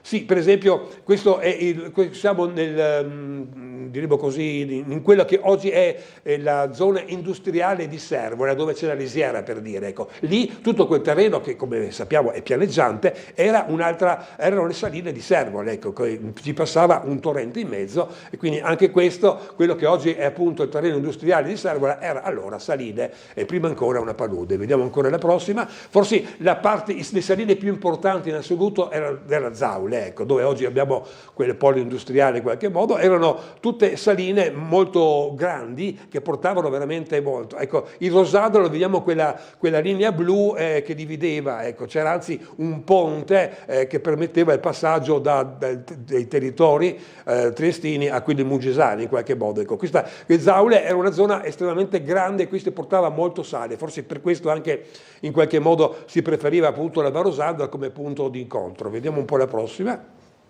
Questa è una fotografia del Novecento che riprende ancora quello che è rimasto delle saline quando queste furono abbandonate. Furono abbandonate perché questi territori passarono tutti sotto l'Austria, anche l'Istria passò sotto l'Austria e quindi in definitiva la quantità che diremo così, l'Istria produceva di sale era molto elevata. Si racconta come la quantità di sale fatta da Capodistria fosse il doppio di quella mugesana e quella di Pirano fosse il doppio di quella di Capodistria, cioè praticamente c'era del sale molto abbondante, c'era del sale anche molto più raffinato di quello triestino che era un po' più scuro in qualche modo, meno prezioso, ecco. E quindi qui vediamo una fotografia in cui ci sono le saline di Zaule, ecco, una rara fotografia, ma vediamo soprattutto la casa del saliniere, ecco, che era composta da un piano terra e da una terra. Il piano terra ovviamente si cercava di salvare il sale e nel piano superiore, che si sperava fosse meno umido, c'erano questa famiglia povera. Tra l'altro il saliniere non viveva sempre qui, d'inverno faceva il contadino ed d'estate veniva a fare il saliniere e quindi queste case avevano dei mobili, dei suppellettili molto elementari perché era come quasi tra virgolette una casa al mare, ecco, che si usava soltanto però era una casa di gente povera perché il saliniere era povera e come vediamo anche da queste case, le case erano abbastanza semplici, elementari, ecco, ma soprattutto poco salubri, come possiamo un po' capire. Vediamo la prossima ancora.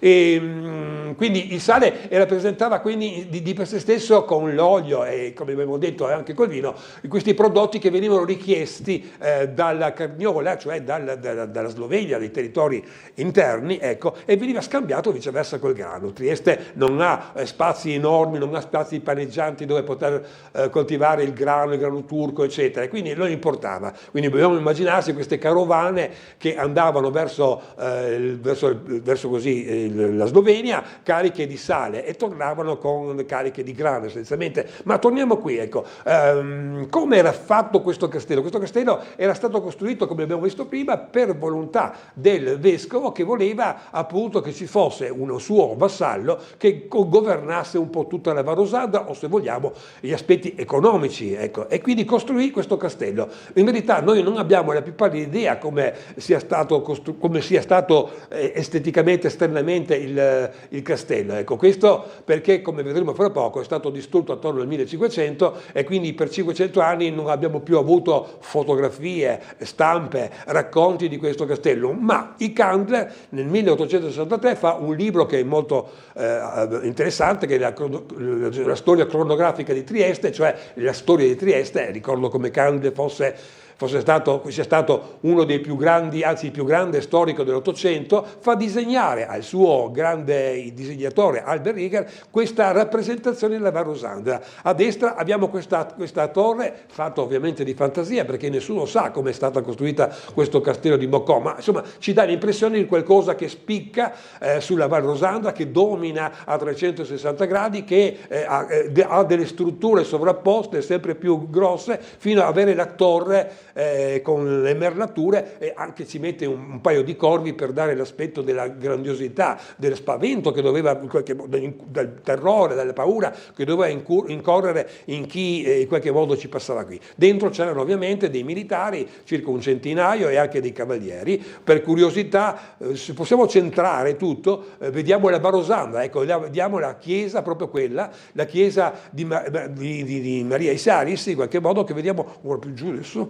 E mentre a sinistra vediamo una signora, che non si vede però, ecco, a sinistra vediamo una signora che sta passando in quella che sarà la chiamata appunto la via del Sale, la via verso la Carniola, oppure chiamata anche la via dei Mussolati. Perché la parola mus vi ricorda l'asino, perché per queste vie così, che sono delle mulattiere in qualche modo difficili, nessun altro animale poteva portare dei carichi, non dei carri. Ricorderei come nella via Gemina, la via Gemina era talmente grande che si poteva tranquillamente passare con dei carri, con gli animali, eccetera. Qui soltanto l'asino può in qualche modo superare questo ciglione carsico, attraversare queste mulattiere, e quindi possiamo immaginare questa catena di asini, uno all'altro legato, che avevano queste bisacce piene di sale, oppure quando tornavano piene di grano in qualche modo, che attraversavano questa zona.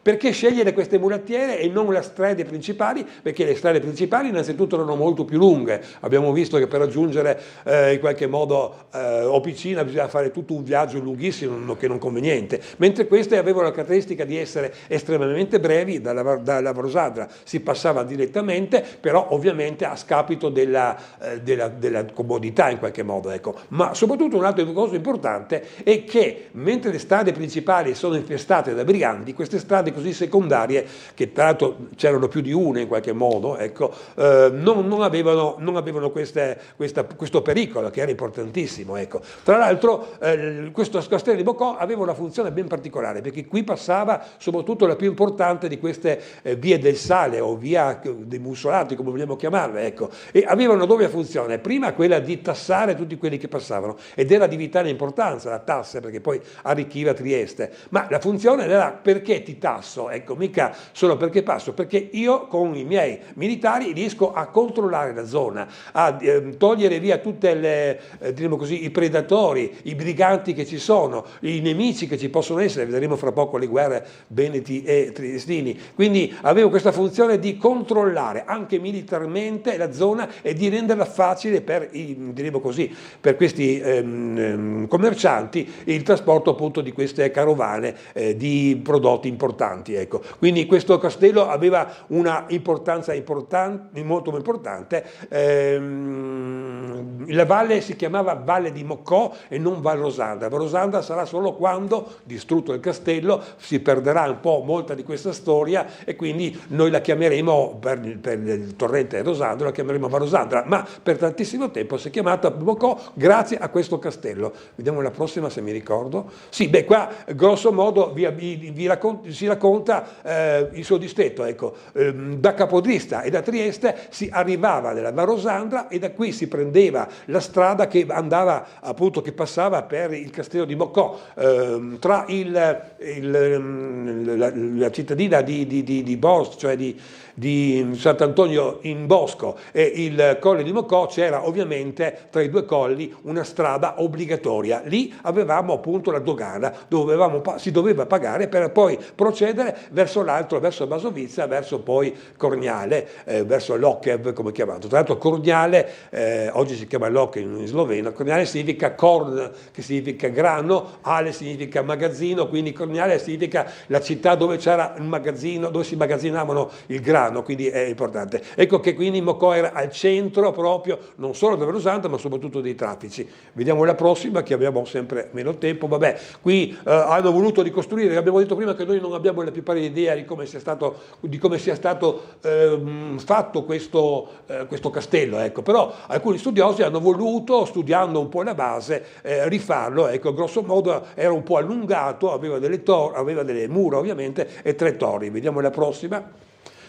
Questo è una particolare simpatico, ecco. Il comune di San Dolligo della Valle ha messo come suo stemma proprio questo castello, che abbiamo detto è un castello fatto di dimensioni, ma si rifà al famoso disegno del Candre, in qualche modo, che ha voluto ricordare come questo castello ha una storia importante ed è ripresa nello stemma di San Dolligo della Valle. Vediamo ancora. Se noi andiamo in zona, è facile raggiungerlo, vediamo quello che resta di questo castello, che come vediamo resta ben poco. Questo perché ormai abbiamo poco tempo e non possiamo raccontare molto, ma ci sono state delle guerre continue. Ricorderei come questa Varosandra con i suoi traffici era di vitale importanza per la sopravvivenza di Trieste, perché qui passava tutte le sostanze, tutte le mercanzie che erano vitali per la sopravvivenza. Ma questo ovviamente portava anche a delle guerre, a chi aveva il predominio in qualche modo del castello, aveva il predominio anche della parte economica e militare, e quindi i veneziani più di una volta